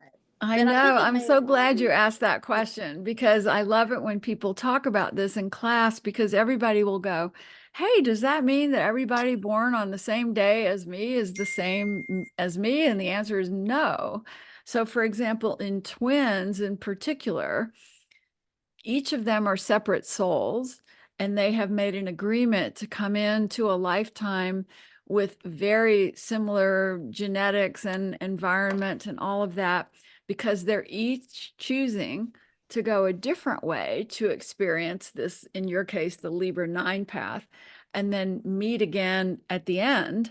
And they've done each other a favor because they have learned more than one lifetime of knowledge by having a twin taking it to in a different way. These are souls that have loved each other through every lifetime, and they've gotten together and said, let's go do it. And I have always struggled with this lesson of surrender and 9 and all of this. Can we both do it and then meet at the end and share our learnings? And I'll take the dark side maybe, and you take the light side, because we're always learning, even when we walk the dark side of our path. And so many twins I've worked with, one of them is the straight A student, the, perfect person, goes to the grad school, and the other is walking on the out of bounds life. But they're both learning and growing in exactly the way their souls have needed to and wanted to. I promise you this. So yeah, they're going to take very Yeah. different ways to learn the same thing. Well, and it's they're both on a very, very good path. They're both very religious, bless their hearts. But like one is just very open and loving, like like open and loves everybody. She's kind of, and the other one is just very closed up. Yeah. But they are closer to each other than they will ever be to me. So there's that. And how Thank you. old are That's they? good. How old are they? They are they were born in 89. They're 33. They'll be 34 in September. Yeah. Well, they're going to keep growing and evolving and changing. They have long lives ahead of them. So you'll get to watch it. Yeah, it's going to be fun to have a It new way to look at a new perspective on it now. Thank you. Yeah, thank you. All right, somebody else I think has a hand up. Lydia, do you still have a question, or is that hand? Go No, ahead. I had another question. Okay. Just piggybacking off of Cynthia, what is the meaning, if any, of I was born, my sister and I were born on the same day, 2 years apart. We were both 2 weeks early. Yeah. We were both born in the same city and the same time of day. Well, the sign of souls that have been through every lifetime together, who love each other dearly, and who came in with a nod to find each other again in certain journeys, but you're different souls. I mean, that's almost like a nod saying we're going to have these similarities, but we still have different paths that we have to take and different lessons. And as you know, when your birth and day month are the same, it also means you're always traveling through your personal year cycles at the same time, Lydia. So when she hits a 9 year, so do you. My sister and I are the same way, even though we're 10 years apart in age and we were born at different times of the year. We go through our personal year cycles at the same time. That's always a sign that you love each other, you agreed to this life together, and you're still helping each other through it and learning together, even if you have to walk different journeys in it. Does that make sense? Yeah. Thank you. Thank you. All right. Anybody? Oh, Annette. Yes. Annette. Hello. Hi, I'm sweetie. so delighted to see you so well, Aw. and everybody meeting for the first time here. I met you in 2009, and you have greatly, greatly influenced my life. So I'm very touched that you were well.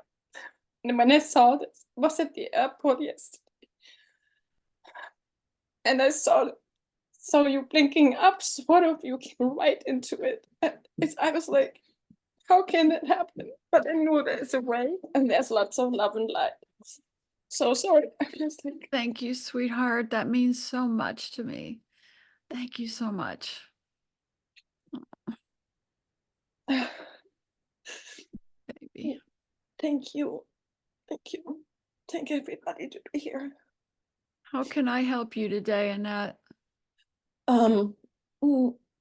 Maybe for another time, but I came back from Germany in a very, very difficult heritage thing, and I inherited a house from my mother, my beloved mother, who passed away almost in June 3 years ago, who I had really an 11 agreement also, and it was so painful to that time. But but my siblings really, because I inherited the house just to pacify everybody, and my mom made me, so I just kind of figure out how to give whom what, because they're all kind of were not really together anyway. They can't like each other, they can't, they insult each other, and it's very painful. And in it is my sister, who also got story short, she has the right to live there with my nephew for the rest of her life, but I own it and I'm responsible for everything.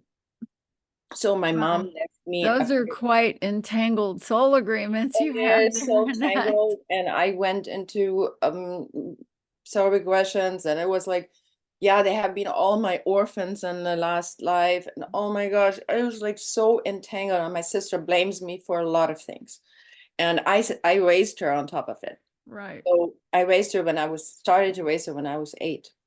So my mom kind of passed out to that time and in responsibility, and never really took it until she passed. Yeah. So I was always responsible, but she makes me responsible for everything. So what is your question? My question is, how do I untangle this with her in some ways peaceful way? Well, I'm going to go right back to what the theme of what we've been talking about with these today. Too many words have passed with these soul agreements, and this seems to be our theme today. And so I'd really urge you to do that inner spiritual meditation where you see, even see the house getting somehow resolved, whether it gets sold by agreement or somebody moves out or something. Just see a perfect resolution for highest good where everyone is happy, everyone is looking at you with beautiful unconditional love. You're sending it to them, because that's what's really happening in the higher realms. We're just down here in the mucky muck mud where we're only seeing the negative side of things. So as you go to the higher soul perspective, yes, you're all still loving each other. You're all still seeing each other for highest good. So pump that viewpoint. And by doing it again, you're helping them shift up to a higher frequency. And that's the only place these things get resolved. They will not get resolved in our day-to-day conversations. Yeah. You know, and that's true of my family of origin. You know, I've talked about my brother who's so opposed to me politically and in every way. And I have to share a quick little interesting conversation. When I was about to go through surgery, he called me. I heard from so many people that I never thought I would hear from. And he told me that he had and he used the word NDE. This is my Southern conservative, I don't even know what words to use, brother who's doesn't believe in anything I believe in. And he calls and tells me he had an NDE when he had heart surgery several years ago. And I didn't even think he knew what NDEs were, near-death experience. He said, you know, I had this experience out of my body. It devastated me because at the time I didn't believe in anything. I never thought I'd have this conversation with my brother, Jim. And he was telling me, I left my body, you know, I saw this, I saw that. And then I came back in my body and they were bringing me back to life in the intensive care unit. And he called me then, this was back in 2015, but he couldn't communicate it. He just kept saying, Sue, I saw people leaving, dying. He just couldn't even put it to words. And since then, he's been processing it all these years, almost 10 years, and then called me to tell me about it. And that is not something I ever on my radar thought would happen. And he said, and here's the interesting part, he said, now, Sue, I know, because I've seen, and I had no idea he watches my videos or anything. He said, I've seen what you teach, and you teach all about the love and the light and the angels, but I want you to know that the darkness is real too. And I experienced it out of my body. And I said, Jim, you're absolutely right. There is light and there is dark. Darkness is the absence of light, but it exists. And when we see it, we can choose to bring light to it. And I kind of talked to him about his NDE that way. And we hung up the phone and I told my husband, Gene, I said, I think I'm going to die in surgery because I just had a conversation with my brother that I never thought would happen. And so let people surprise you, give them space, let them go, hold them in love. And they may just come back around and have a conversation with you that kind of knocks your socks off. And again, it's part of that letting go process that Anne was talking about earlier. We have to let it go to allow for the miracle. And that is absolutely true. Thank you so much. Oh, and there's my Suzanne. Yes, Suzanne, how are you feeling, baby? I feel good. Thank you so much. I had chemo 3 days ago, so I know. But anyway, I just had a question because I've been noticing this through the years. And so we are talking about soul agreements and astrology and numerology and all these things. And I do a lot of classes to, spiritual things and meditation retreats. And I hold meditation retreats and all this. And I'm just noticing even today that it's predominantly females. Yeah. Mhm. Wow. Isn't that interesting? I keep seeing that over and over and over. And through the 35 years I've been doing meditation retreats, it's like we might have a token male occasionally, but yet there like seem to be, the gurus like occasional, like they're the teachers or whatever. I'm just wondering how that fits in with numerology. I've just pondered that in my Well, it's the awakening of the divine feminine. I mean, we know that our world has tilted towards the left brain logical masculine energy for, centuries. But this is, and it's talked about in astrology, it's talked about in many different ways, that it is really the awakening of the divine feminine. I mean, even go back and look at the Bible and how Mary was written out and turned into a virgin, and how Mary Magdalene was turned into a prostitute.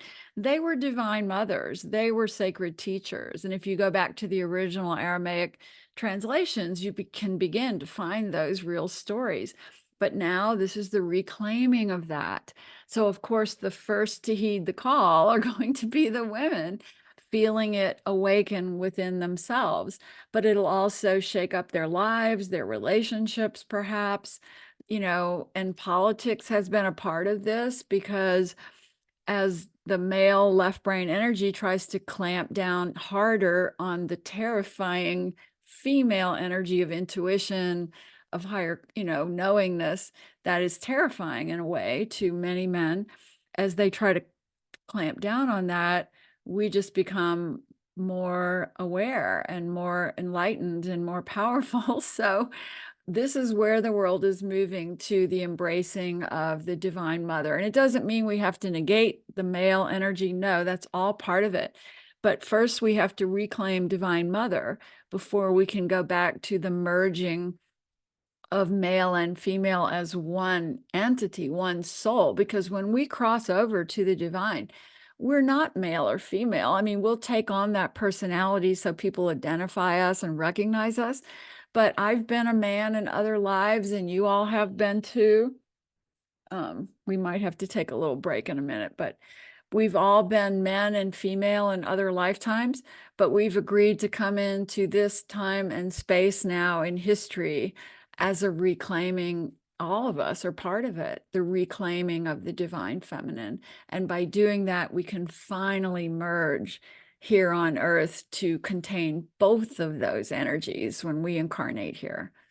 So thanks for bringing that up.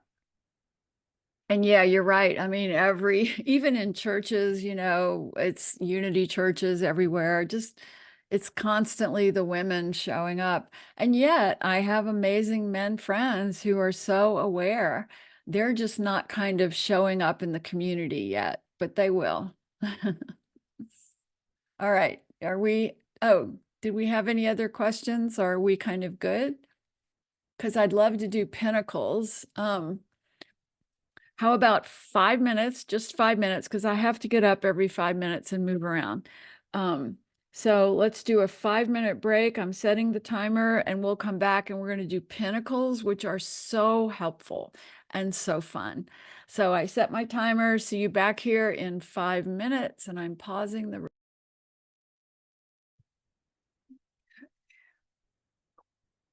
I'm going to find the calculator. There we are. So you always look age 45. That isn't true, but I tell you what, going back to your high school weight does help. Let's see here. I lost a lot of weight. I mean, it wasn't fun, but I lost a lot of weight, and now, you know, I'm having to eat very carefully because I had colon surgery and part of my colon removed. So, Yeah. you know, I'm on kind of pretty restricted diet. So like it or not, I'm wearing my skinny pants, you know.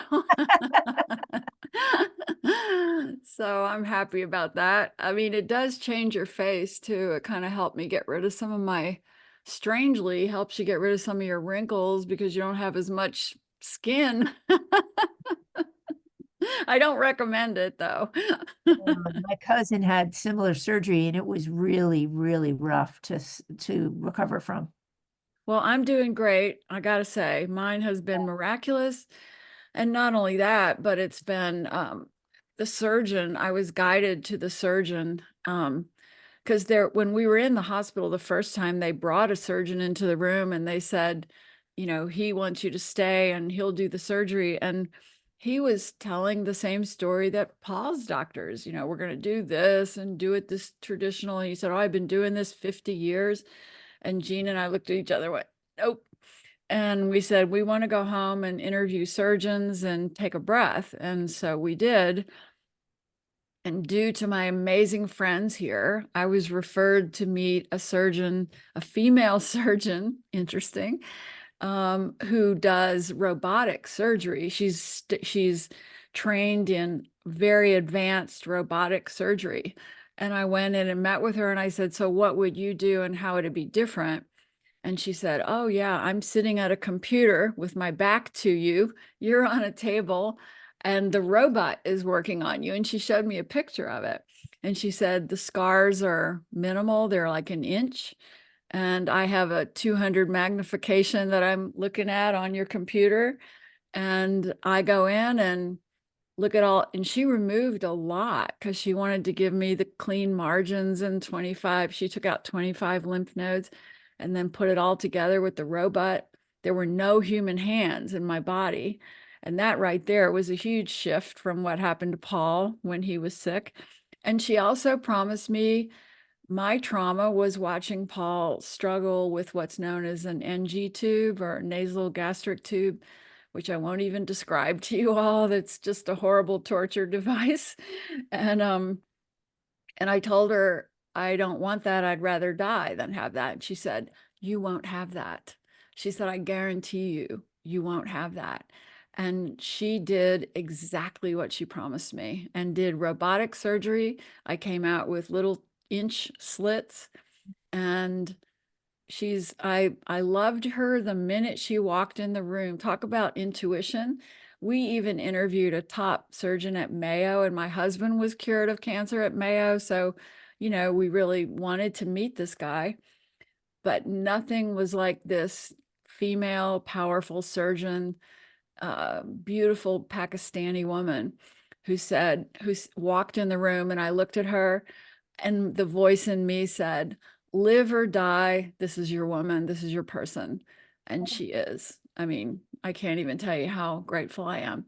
So there's always a light, you know, there's always a way, but we also have to follow our intuition with it. You know, I could have thought, well, Mayo, you know, top surgeon, blah, blah, blah. My mind would have liked that. But the minute I met this surgeon, my heart knew, oh no, she's my person. And when we get that gut feeling, we have to follow it. It's one of our many free will choices here. So that's why I say Libras and Geminis need so much help with that, because they get in their heads with both points of view. And the more they can drop into their heart and go, well, what feels like love to you? Ah, well, I love this woman. And if I live or die, it's by her hand, and we have a soul agreement, and I'm good with it. When you can move forward with that feeling, all is well. How did you meet her? Referred by phenomenal friends I have here. Wendy, I have met, they're all through Helping Parents Heal. They're all grieving moms who are my best friends here. And they are the highest frequency souls I've ever known. And they have a network here. You can imagine they have 27,000 grieving parents in this group, nonprofit, all over the world. So here, there's a huge community. And it was started here by one of the moms. And they all networked, and they were showing up in my room every day, and they were going, here's somebody you got to meet, you know, and here's this and that. And it was so divinely guided that I can't even hardly talk about it without crying. But for all of us, there's always a light, and we can find it. And sometimes it'll mean that it is our exit point. And I will have an exit point. It could be tomorrow, for all I know. I could get hit by a bus tomorrow. But I do know that for this right now, there was a different way through it, and I was blessed enough to find it. So, But you know, the thing that strikes me though is that Yeah. you even had the time to choose. oh, we Had had, the time we to- asked to get out of the hospital, Wendy. They wanted us to stay and do it I right just away. that just from that point Yeah. that you took the Yeah. reins. Well, that's what we all have to do, right? That's what we teach, Wendy, right? Like you've got to follow your gut. And Mhm. when everybody's parading in your hospital room and overwhelming you with this urgent diagnosis, and you have almost no red blood cells because you're bleeding internally, you know, I was bleeding from the cancer. And so until that cancer got out of my body, I was going to continue to bleed. So it wasn't like I just thought, oh, yeah, let's go out and have a party here. I was whiter than a ghost, and I could hardly walk. I was so weak. But Jean and I knew, and thank God for Jean, we're always in sync with intuition. We both looked at each other and went, no, we need to go home, take a breath, and we need to take charge of this somehow, interview surgeons, get our friends to help connect us to people. And that happened very quickly. Like within 2 or 3 days, we interviewed surgeons, and I found my person. And she had a date open on the robot, because you have to have time on scheduled on these robot machines. They're huge and very expensive, as you can imagine. And we said, all right, we're in, let's do it. And I think there's always a way for us if we follow our gut. It doesn't mean it's always going to be life. It could be death, but there will be a light, a way that comforts us, whatever it is. So I got to go see this surgeon for a follow-up on Thursday. And she walked in the room, and we both started crying, and I was just hugging her going, I love you, I love you, I love you. And she was going, I love you too. And we just loved each other. And you just got to kind of have a feeling like that with people who are going to be in your guts working on you, you know. And those other surgeons who I met, who were quite brilliant and quite qualified, they didn't love me, you know, and I didn't love them. And I kind of needed that. I just needed that heart connection. And that's me. And that's how I get through life. So we can demand it too. We can demand to have that as well. The heart connection means that they're paying more attention in the moment. Right. Yeah. And she wanted to know about my PTSD from Paul. The other surgeons thought it was irrelevant. And she said, tell me what you went through with Paul. And I explained it. And she said, that will never happen to you. I will tell you how this will go differently. I mean, that's a miracle on every level. All right. So Sharon. back to Pinnacles. Pinnacles are the most fun thing, you guys. And I've pulled up my screen. So let me get there with us, because you're going to be amazed at all the things we can learn through these pinnacles. So in the, you can see it, right? You can see my calculator. Okay. So this is the Pinnacle number page. It's called level 2. So who wants to give me a birth date here? I'll give you mine. Go ahead. Call it How out. about May 26th, Okay. 1960? Okay. 60. I'm so blessed that my web guy could come up with this brilliant It's cool. calculator. I So know. awesome. Wish I'd had it 20 years ago. Okay, so your Pinnacles, and the calculator here is so brilliant because if you look in my workbook, it's kind of complicated to figure out how long your Pinnacle numbers last in your journey and your life path and all of that. But the calculator does it all for you. So this means for you that your first Pinnacle lasted until you were 34, and it was the number of 13 for hard work. Does that mean anything to you? What was your life? What was the overarching kind of energy that you remember from those first 34 years?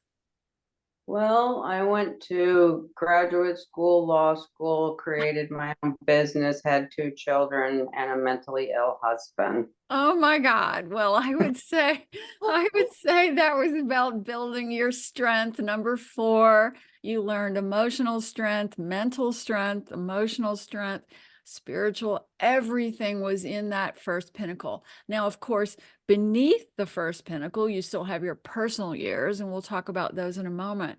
But it means that that overarching lesson, which you accomplished, was strength.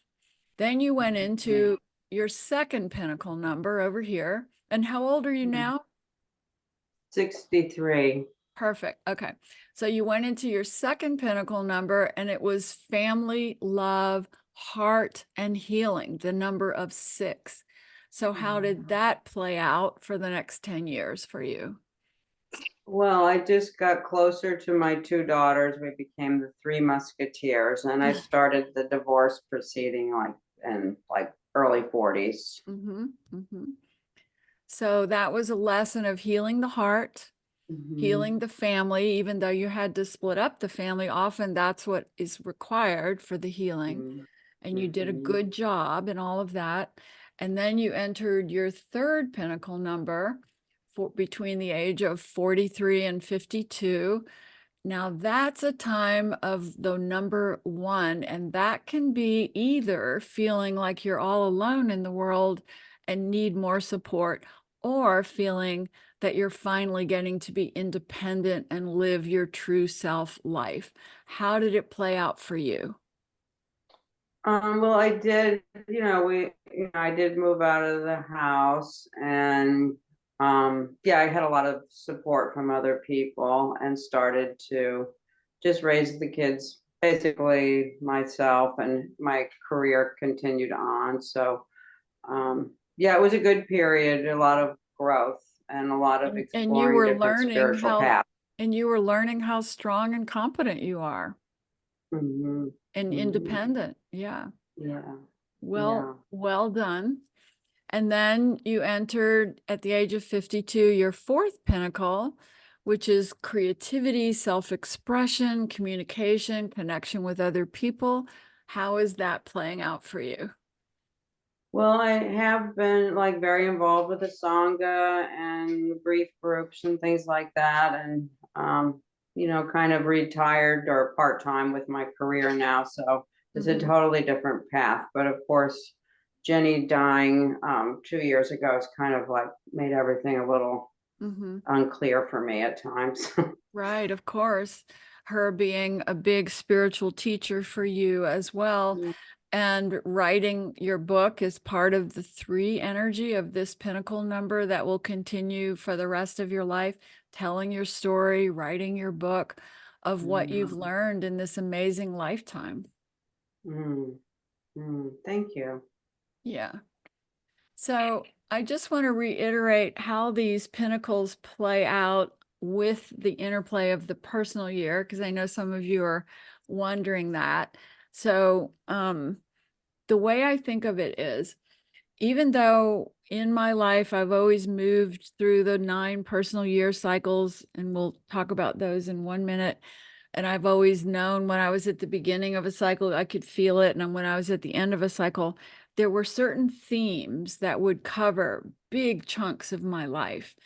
And as I look back on them now and see those themes, I can say, oh, well, the hardest time in my life for me, and this isn't true, everybody's pinnacle affects them differently according to where they are, was when I was a single mom, and my ex-husband was trying to not help me in every way that he could, but I was under the pinnacle of the number 1. So I was needing to learn how to be okay by myself, how to wake up in the middle of the night when the fire beeper is going off and turn it off, you know, how to deal with all the crisis of being a parent, but only doing it by myself. And I gained a tremendous amount of independence and strength and courage in my 1 pinnacle. And of course, I resisted it. I wanted relationship, I wanted family. But as I look back at that time, I couldn't be who I am today if I hadn't had to walk that pinnacle of learning my independence and to be okay on my own. So when we look at the big pictures of our pinnacles, even if we're not wanting that to be our lesson, it always turns out to be exactly what we need. Any questions about that? I have a Sue, question. go ahead. Okay, whoever was that, go ahead. Me, I think. Is it significant when your pinnacle, well, for me it's a 20/2, and this year my personal year is an 11/2. So like when the pinnacle and the annual year line Oh up. yeah, that's actually a very powerful time. So for you, you should really be feeling your sacred self, your intuition, all of that good to connection, not only to other people, but to spirit, to higher self, to God, all of that good stuff. And if you're single, it would certainly be a time of new relationship. Okay, thank you. Thank you. What Other is- questions? what is Go the ahead. what does the word pinnacle stand for? Why is it called a pinnacle? I don't know. When I first started studying numerology, I was taught that by my teacher, and I've seen it used in all the books. And I guess nobody's ever come up with a different way, but it's basically saying you're going to have all these interplays of soul agreements and gifts and challenges. But overall, maybe these are the 3 or 4 most important things you're learning in this life. And it also means to me that even if we kind of resist our personal years, maybe we won't make a change when we're supposed to, or however else we can try to resist our growth, the pinnacle is going to make sure it gets done. The pinnacle is going to come in and go, I know you want a relationship and that you're struggling being a single mom, but sorry, that ain't going to happen right now. You know, the pinnacle is kind of like the overarching, keeping it all in place the way it's meant to be. Right now, my pinnacle is the number 7, Wendy. Can't get out of that one. I got to learn spiritually. I've got to be paying attention to spirituality every day at every moment. That is my final pinnacle in this life. And boy, life calls you to that when you forget. Any other questions about pinnacles before That's we? my final pinnacle number 2. Is it? Yep. Oh, Lydia, you and me, girl. I do have a question too, Sue, about so these pinnacle numbers follow the personal year type of reading on the number, right? Right. What it says. And then like my 4th pinnacle number is a 22/4. Oh, when does that start, Suzanne? Age 47. Oh, so And you're already in that. yeah. Oh, Yeah. well, girl, you better write that book you're talking about writing, right? Yeah, And it's you at the better publisher, right? and you got to start leading all those workshops. Right. Yeah. Yes. Thank you. So just read it as you do the Yeah. personal year numbers. Okay. Yeah. Quit going to the workshop, Suzanne, and start leading them. Yeah, that's what Divine keeps telling me. I know. I love to go to them though. Thank you. I know we can go to them forever, but if it's our calling to be one of the teachers, we got to step up, especially if we're under a 22 Pinnacle. Suzanne, that is so powerful. That means you are like 5 years from now, we're all going to be reading your books and taking your classes. Yeah, hopefully I'll be following in your footsteps. But I thought I was a 4, but then when I did the math right, it was a 22-4. Very, So. very good. Very good. Okay, there was another question, I think. Well, if you don't have a question, we'll just quickly look at personal years just so you don't have any confusion about that. So let me go back to my workbook here. I'm going to open that and then come back over here. I'm so proud of myself for being able to not mess this up too much. So, okay, so now we're here in Pinnacle year. And these are so fun. I mean, not Pinnacles. We're trying to go to personal year here. So when we come to personal year, this is something I have relied on constantly in my life, even when I've doubted the numbers. And we all walk away from numbers at times. And I've certainly, in my younger years, would go, oh, I just can't believe it all could be true, and I would walk away and explore other ideas. And then the thing that would always pull me back to the power of numerology were the personal year cycles. When I would have children or family members or friends coming to me and telling me about what was going on in their life, and the light bulbs would go off and I'd go, my God, it sounds like they're in a 9 year. And then I'd go do their numbers. And the way you do it is here. It's very simple. Again, you use the date of birth and you use the month and the date of birth, but you add it to the current calendar year. Now, this year is actually 2024. So our current calendar year is the number 8. And so when you add your month of birth and your date of birth to the current calendar year, you get a personal year that fits into your 9-year cycles. So when you look at those 9-year cycles, and I'm going to move ahead, and there's a page right there in the workbook as well about exactly how to calculate that personal year. And they have the same meanings as the other numbers we've talked about. I can quickly just run through them to make it clear for you. But when you go to these charts at the end, I've used these for every client I've ever worked with. They've been so helpful. And this is where you see how the personal years have played out in your life. So for example, if you're a 1-path soul, you use this chart. If you're an 11 or a 2-path soul, you use this chart. 3-path uses this. So I'll do mine. I'm using the 22-4 chart. And right here under PY means personal year. Over to the left, write the year you were born by that first square. For me, I would write 1951. And then you would see your personal year, and it's the year that you were 0 years old, the year that you were 6 months old, 7 months old, right before you became 1 year old.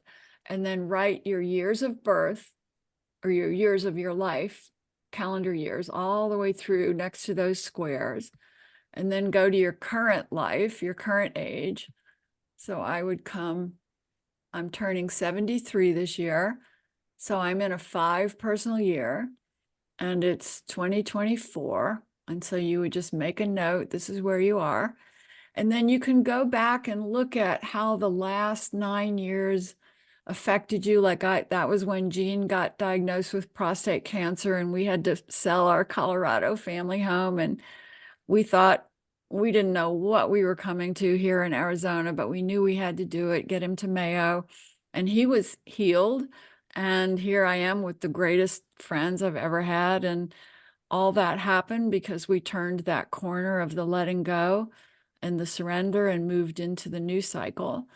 And you can go back and look at all of your 9 years. That one was a Saturn return time.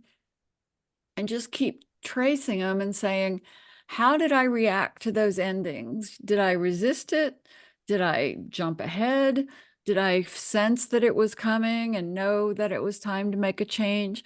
And you'll learn a lot from how you personally move through those 9-year cycles. And they're never designed to hurt us. They're always designed to help us. So for example, the person I was back here in the early years of my life has been through so many letting goes and reinventions and Saturn returns and growth points here again and again, that the person I am today, you know, I'm so grateful for, because I was not that person at the beginning of this journey. It's been an amazing arc of learning, and you can see it all played out in these charts. Amanda, did you want to ask a question? Yeah, just really quick. Is there a reason why you wrote, I see 0 years, then 1 year, and then the only other time you wrote it was 8 years old? Is it because 8 is significant, or? No, I was Or trying no. to, I was having a hard time creating this form and making it work within the workbook. So a lot like Okay. the line up here was supposed to go all the way across, and it Gotcha. didn't. So those are just my mistakes. Okay, sorry to point that out. Yeah, I mean, the years old was supposed to be like up in here somewhere, but I just couldn't make it happen. But these will work well enough, and I use them for all my clients. But they give Mhm. you that soul view of your life. And it's so important. And Anne and Lisa have been, and Suzanne have been at my workshops where we're all looking at these charts and looking at and Wendy too, you know, looking at our reinvention cycles and our Saturn returns and sharing them with our neighbor in the workshop. And everybody's going, wow, you know, that was when I went through a divorce, or that's when my career ended. And you suddenly quit telling yourself you've done something wrong. And instead you start going, wow, those were preordained reinvention cycles. And I simply heeded the call. And so it takes away so much blame, so much self-doubt, so much everything when you see it laid out this way. Any questions? I have a question. It's Allison. You know, when I put in the information in your wonderful computer program, it comes up with personal year 21 or 3. Yeah.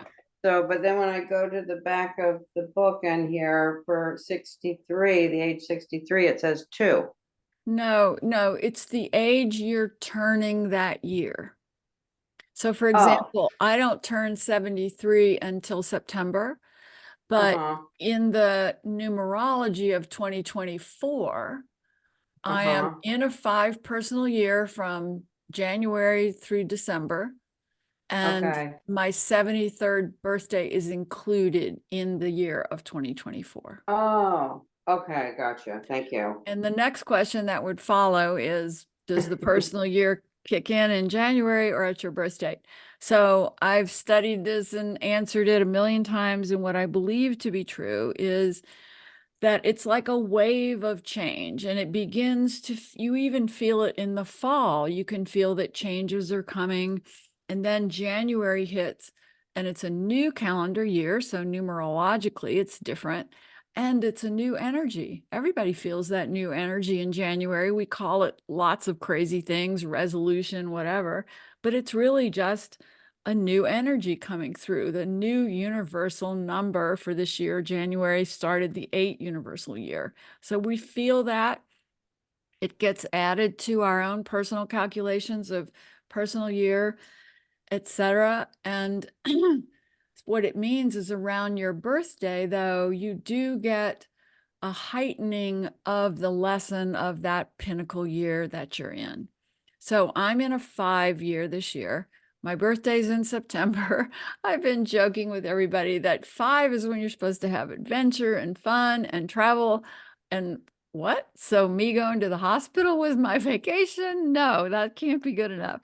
So I know that sometime around my birthday in September, either we're moving to a different house and changing our lives that way, or maybe I'm taking a beach vacation, but I know that the real energy of that 5, I will be taking note of it around my birthday very powerfully. So that's how I look at it. All right. I think, Amanda, do you have another question, or was that the old thing? I think that's the old one. Okay, great. All right, Thank you. so we did personal year, and I think you guys know, the 1 is the beginning of a cycle. 2 is when you feel connected to others who kind of walk the cycle with you. 3 is when you bring in your creative ideas and create stuff for this new cycle, connect with people. 4 is when you do the hard work involved in this cycle, whether that's writing a book, gathering content, creating a new job, going to school. The 5 is when you feel expanded and open and like, wow, now I'm really starting to reap the merits of all the hard work I've been doing. And then you go to the 6, that's often a time of health and healing and home and heart for the family, either falling in love or even caring for loved ones when they cross. All of that is part of the 6. The 7 then is our spiritual retreat. We're writing, we're in tune with spirit. We're feeling very intuitive.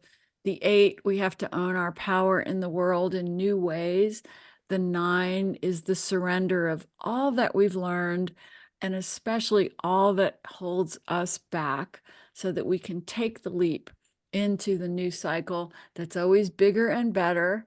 In the new 1 year that's coming, we can never see where it is. The universe doesn't like to show us that. We need to take a leap of faith. And when I think about me and Jean moving here, as I turned that 9-year turning point there, and I had no idea if I'd have any friends here. And here I am, like really, truly the best girlfriends I've ever had in my life. This is an example of how we are all being brought to the new, the best, the better.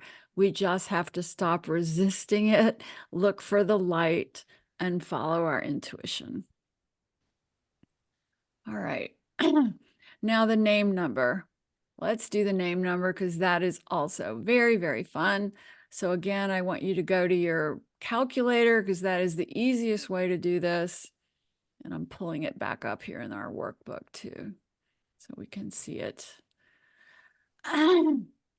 So I was obsessed with name numbers back when I was, so be sure to go to the calculator and input your name number right now. And you can use either your name at birth, because on the birth certificate, that carries the initial vibration of what you've come to do and be in this life. But you also would then also want to input your current name. So for example, I was born with a different last name. And when I married Paul Frederick, I took his last name, and it always felt like it was my name. It was the right name for me to keep for this life. And so when I look at and compare those two names, I see very different energies, and it helps me understand my journey in this life, what I was overcoming.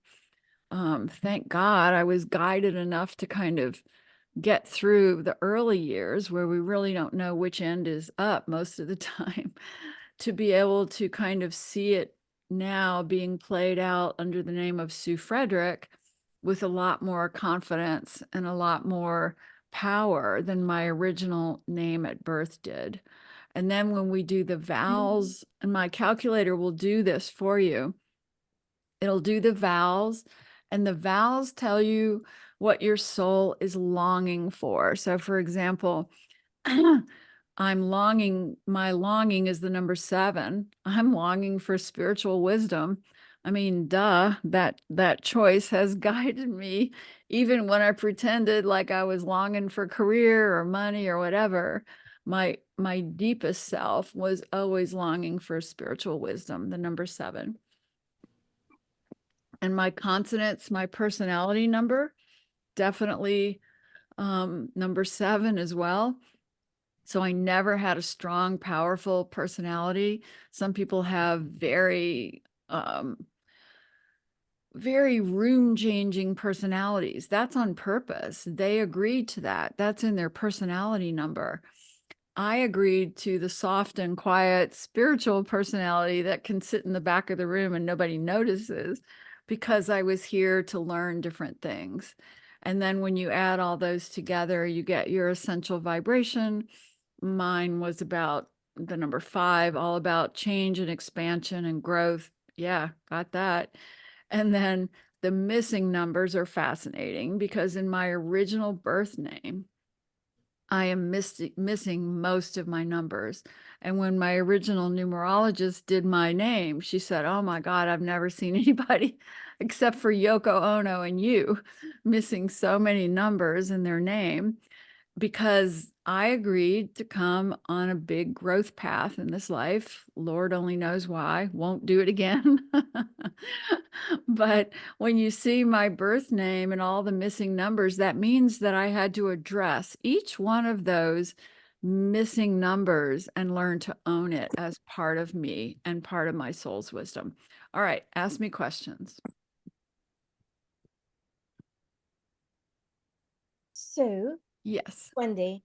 Yes, Wendy. Oh, sorry, I didn't raise my hand. So let the other people go first. No, Wendy, go. Wendy. Okay.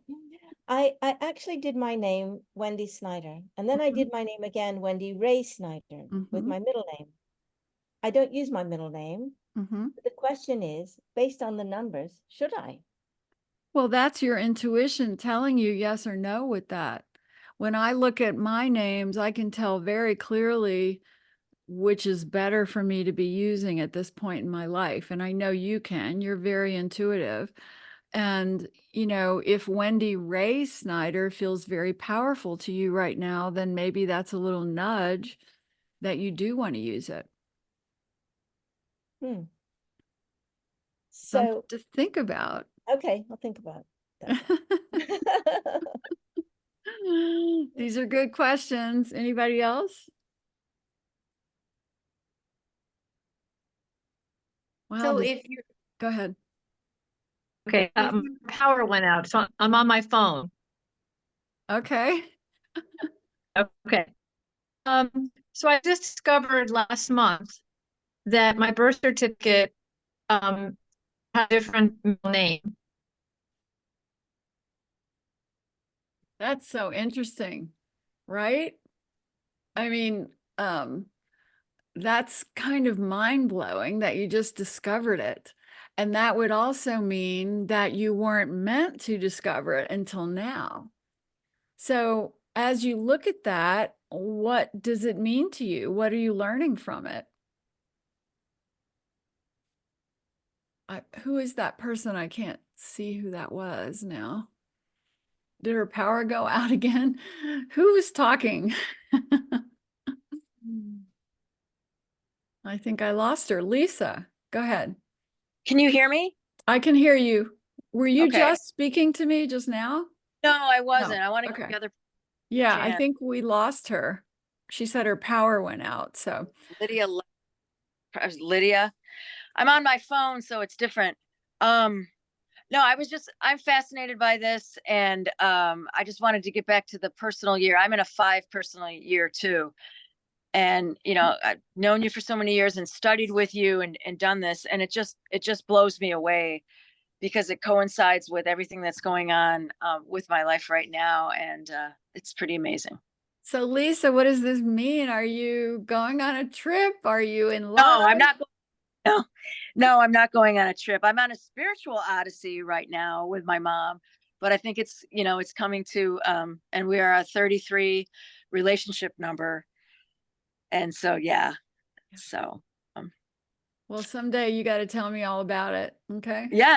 Well, yeah. And Sue, you just to echo what other women have been saying in this group, I wanted to say thank you for sharing the story of your surgery and your recovery. It's just so beautiful how all of these things have happened, and we're so thankful that you're here, and big love to you. I'm so blessed, and now I got to make it worthwhile that I've re-upped. So I got to teach a lot. I got to do good work. That's my pressure now. Like if I'm going to stay and I've re-upped my contract, I got to make it worth it. I love that. Yes. Thank you. Thank you. Thank you. Thank you, sweetheart. Thank All you. right. Any other questions about the name number in particular? I got a quick one. Yeah, go ahead, Ann.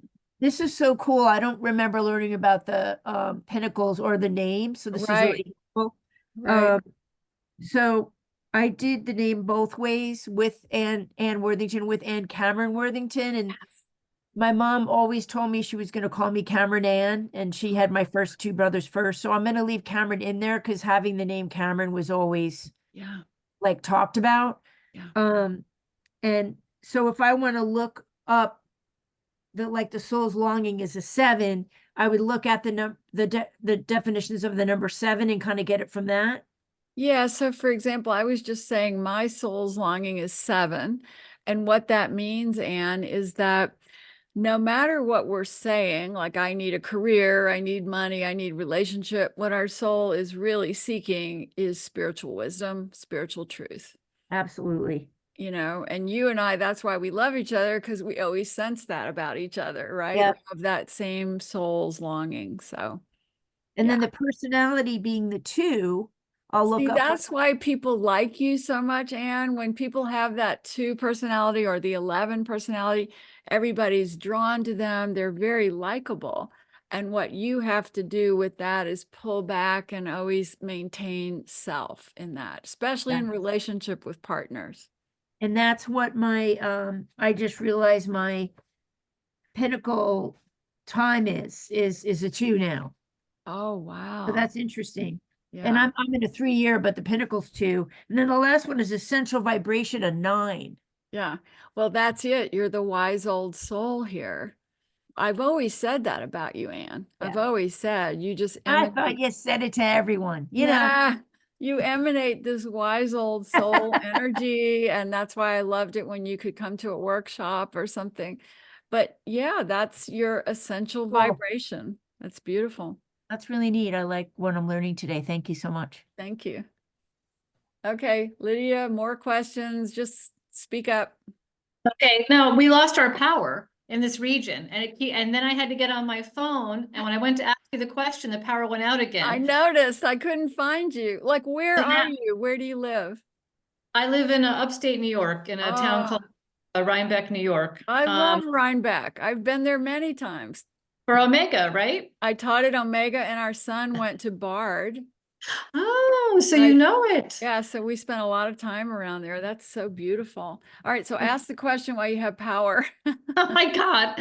Okay, so I discovered at the beginning of March of this year, I went to look at a copy of my birth certificate, and I noticed that the last letter in my middle name was different than my actual name. And it was a copy from 1989. I was born in 1968. And so I called the Department of Vital Records in New York City, thinking I wouldn't hear back from them, you know, at all. And they got back to me within 24 hours. Because my question was, is that the name on my original birth certificate, or was that just a typo from 1989? And they said, no, that's your name on your original birth certificate. So I had my numerology charts done with my correct first, middle, well, the name my parents gave me, and then the name that was on my birth certificate. And even though my soul path numbers are the same, and it's my same, the same pinnacle numbers, my expression and my personality numbers are different. And so when I read both of those charts, I felt like the name that my parents gave me has totally been me, but that when I read my chart, that the misspelled name is who I'm meant to be in this lifetime. And that's how I read that. I love that. Can I tell you what the different numbers were? Yeah, well, tell me what those 2 differences mean to you.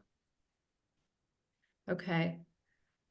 Who I'm meant to be is somebody more empowered, and spiritually empowered for sure. And of service, but not of service to the point where I lose myself in the service. And that's who I was at the first half of my life, if not longer. Beautifully said, beautifully realized. Thank you, Lydia. Thanks. Thank you. Yeah. All right, we have more hands. Just speak up.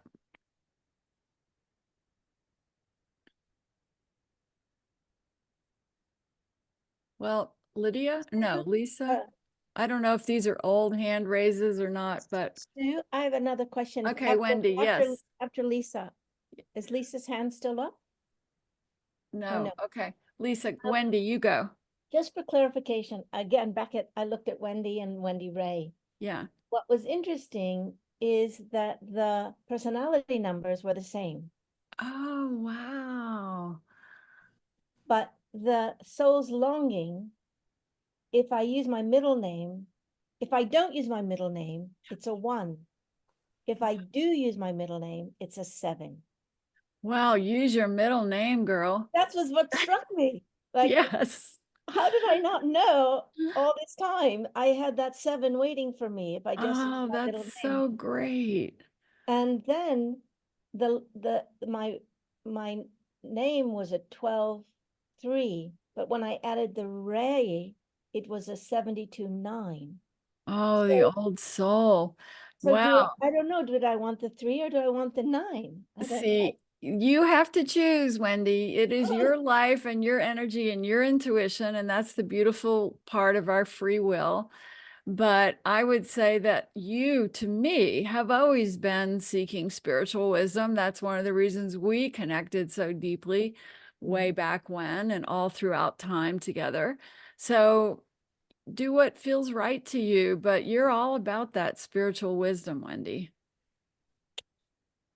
And I think we've known each other almost 30 years. Oh my God. How about that? Neither of us can be that old, Wendy. I know. I love you, Wendy. All right, we have more hands. Amanda, I think. Yes, thank you. Yes. I'm having a hard time wrapping my head around this. Can you speak to both versions of my name, missing 7 and 8? Oh, well, that's really good. What that means is you're going to be drawn to master those numbers in this life. Amanda, so here you are in a spiritual workshop, right? You've been through stuff in your life that has caused you to go on the spiritual seeking journey. And then 8 is about owning your power, meaning you weren't handed power when you were born in this life, but your whole journey through pain, through self-doubt has been about owning that power financially, spiritually, physically, and emotionally. So those 2 missing numbers, when you address them, they give you everything. Okay. Thank you. Thank you. Okay, these are great questions. Anybody else? Yes, I do have a question. Susie, yes. I am having a hard time understanding like my name when it says the challenges revealed through missing numbers. How many missing numbers do you have? Well, is it like the missing numbers is all the way to the bottom, right? I have a let me pull up that chart in case anybody has a question about how that works. Let me get out of here, come back here. Does a missing number mean it totals up to 0? Yes. Okay. Oh, I have 3 missing numbers then. Okay, so let's pull this up. Where are we here? Okay. Let me move it up, people. Hopefully you can see. We're going to go to the name page now. Wait, can you see this? Am I doing it right? Do you see my calculator? Yes. Okay. Yes. All right. So I'm going to write my birth name in here just as an example.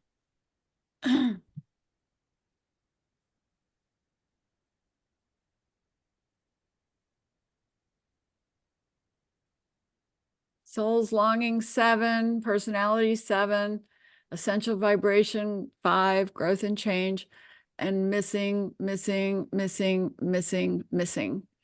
So when I say that I've had to pursue a lot of knowledge in this life, and then I've only got one of these, family, love, and all of that, I have an overabundance of 5s, which explains how I, in the worst of times, after Paul died, gave away all my belongings and moved to Mexico. I mean, just running from whatever hurt has always been the thing I've wanted to do. But fortunately, I've learned how to not do that so much. And then I've only got 2 of these. So when you look at all these missing numbers, what it says to me is, I grew up seeking answers and I never felt solid on earth. And I have a different way of looking at it in that I've been told I came here from the angelic realms, the higher realms, and that I had not spent a lot of lifetimes on earth as an earth-based soul, and that is even reflected in all these missing numbers, because I had to learn how to be human, how to play the human game. And that was part of my lesson reflected in these missing numbers. Now, each of you have a different interpretation that works for you, but you'll also know if it's true for you, if you've had other lifetimes, or if this is perhaps maybe your first few human lives, because maybe you came from the angelic realms, or maybe you're an interplanetary soul, you came from other galaxies. And so you've been trying to learn how to be on Earth. I know that's true for me. And I can say that, yeah, I've had to learn very basic things that most people who live here seem to understand. And if you feel that way, it doesn't mean anything is wrong with you. It just means you haven't spent millions of lifetimes incarnating on Earth, and you didn't need to. You came from elsewhere, and you have a different kind of knowledge with you. And often souls like that don't even stay here long. I've worked with so many grieving moms, and their children came from angelic realms, or they came from interplanetary galaxies.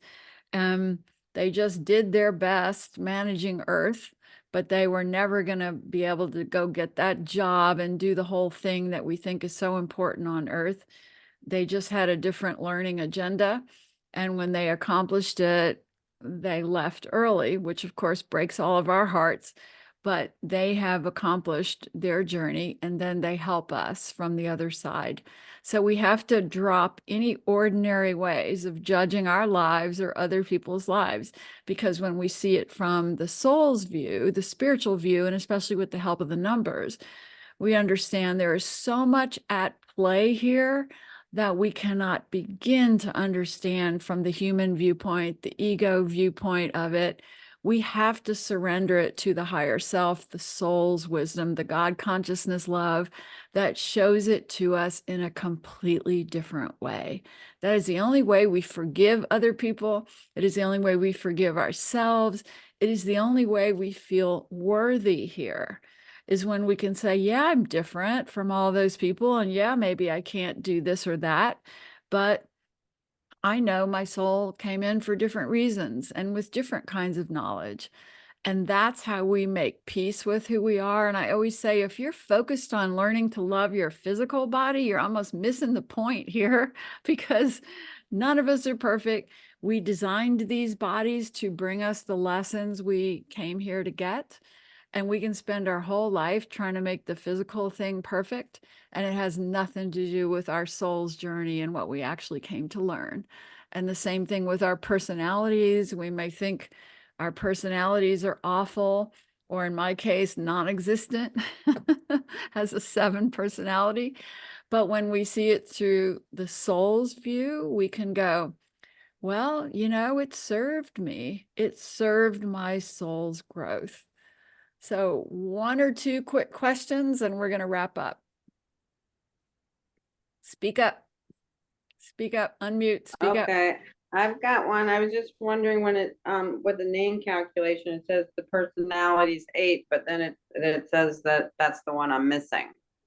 Oh, that's really interesting. Yeah, that means that you came to have a powerful personality, but first you needed to learn to own your power. And from everything you've told us about your life, you certainly have been on that journey.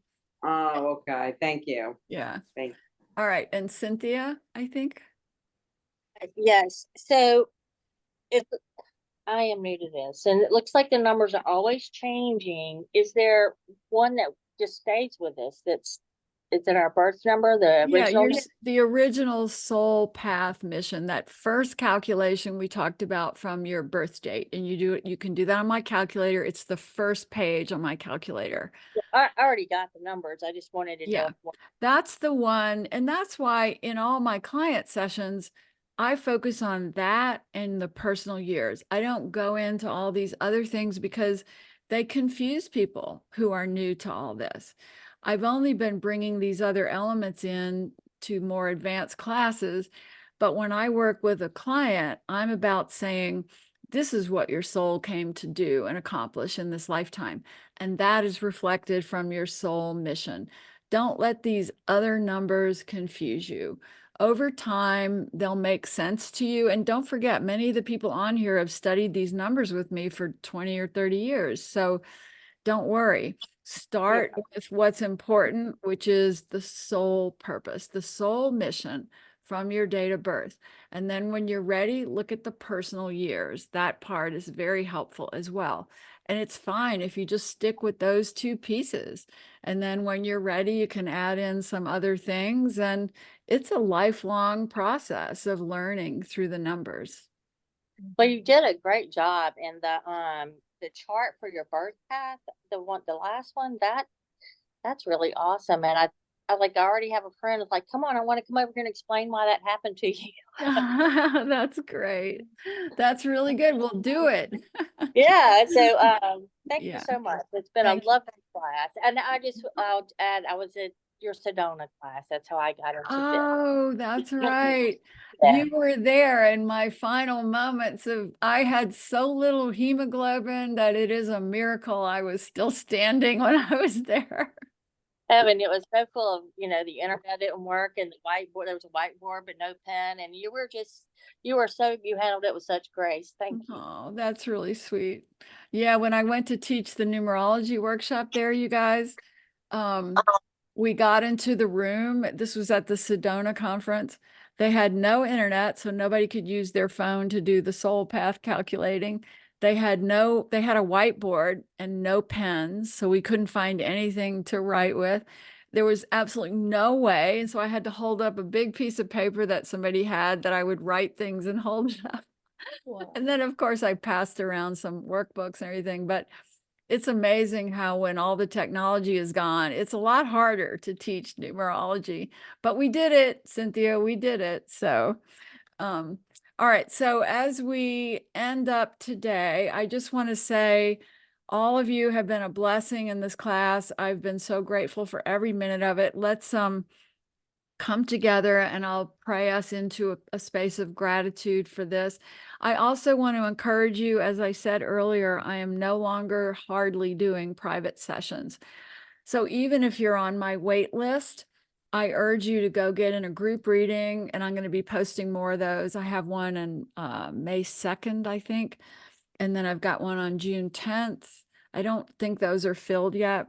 And then I'll be doing more of these kinds of classes. So whenever you see those posted on my website, please jump in, because over the next few months, I am phasing out my individual clients. And I do a good job with groups and classes, and we just have to accept that that's how it's going to be from now on. And I love all of you. So let's take a deep breath and we'll pray out. And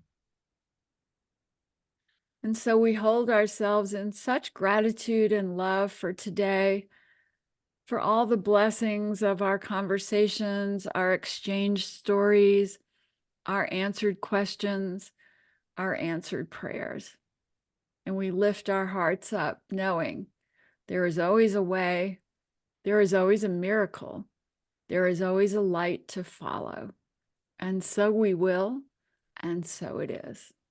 Thank you. Thank you, everybody. Love you so much. So it is. Thank you, baby. Thank you. You. Love you. Thank you so much. Thank you Love you. so much, and everybody. Thanks, everyone. Thanks, everybody.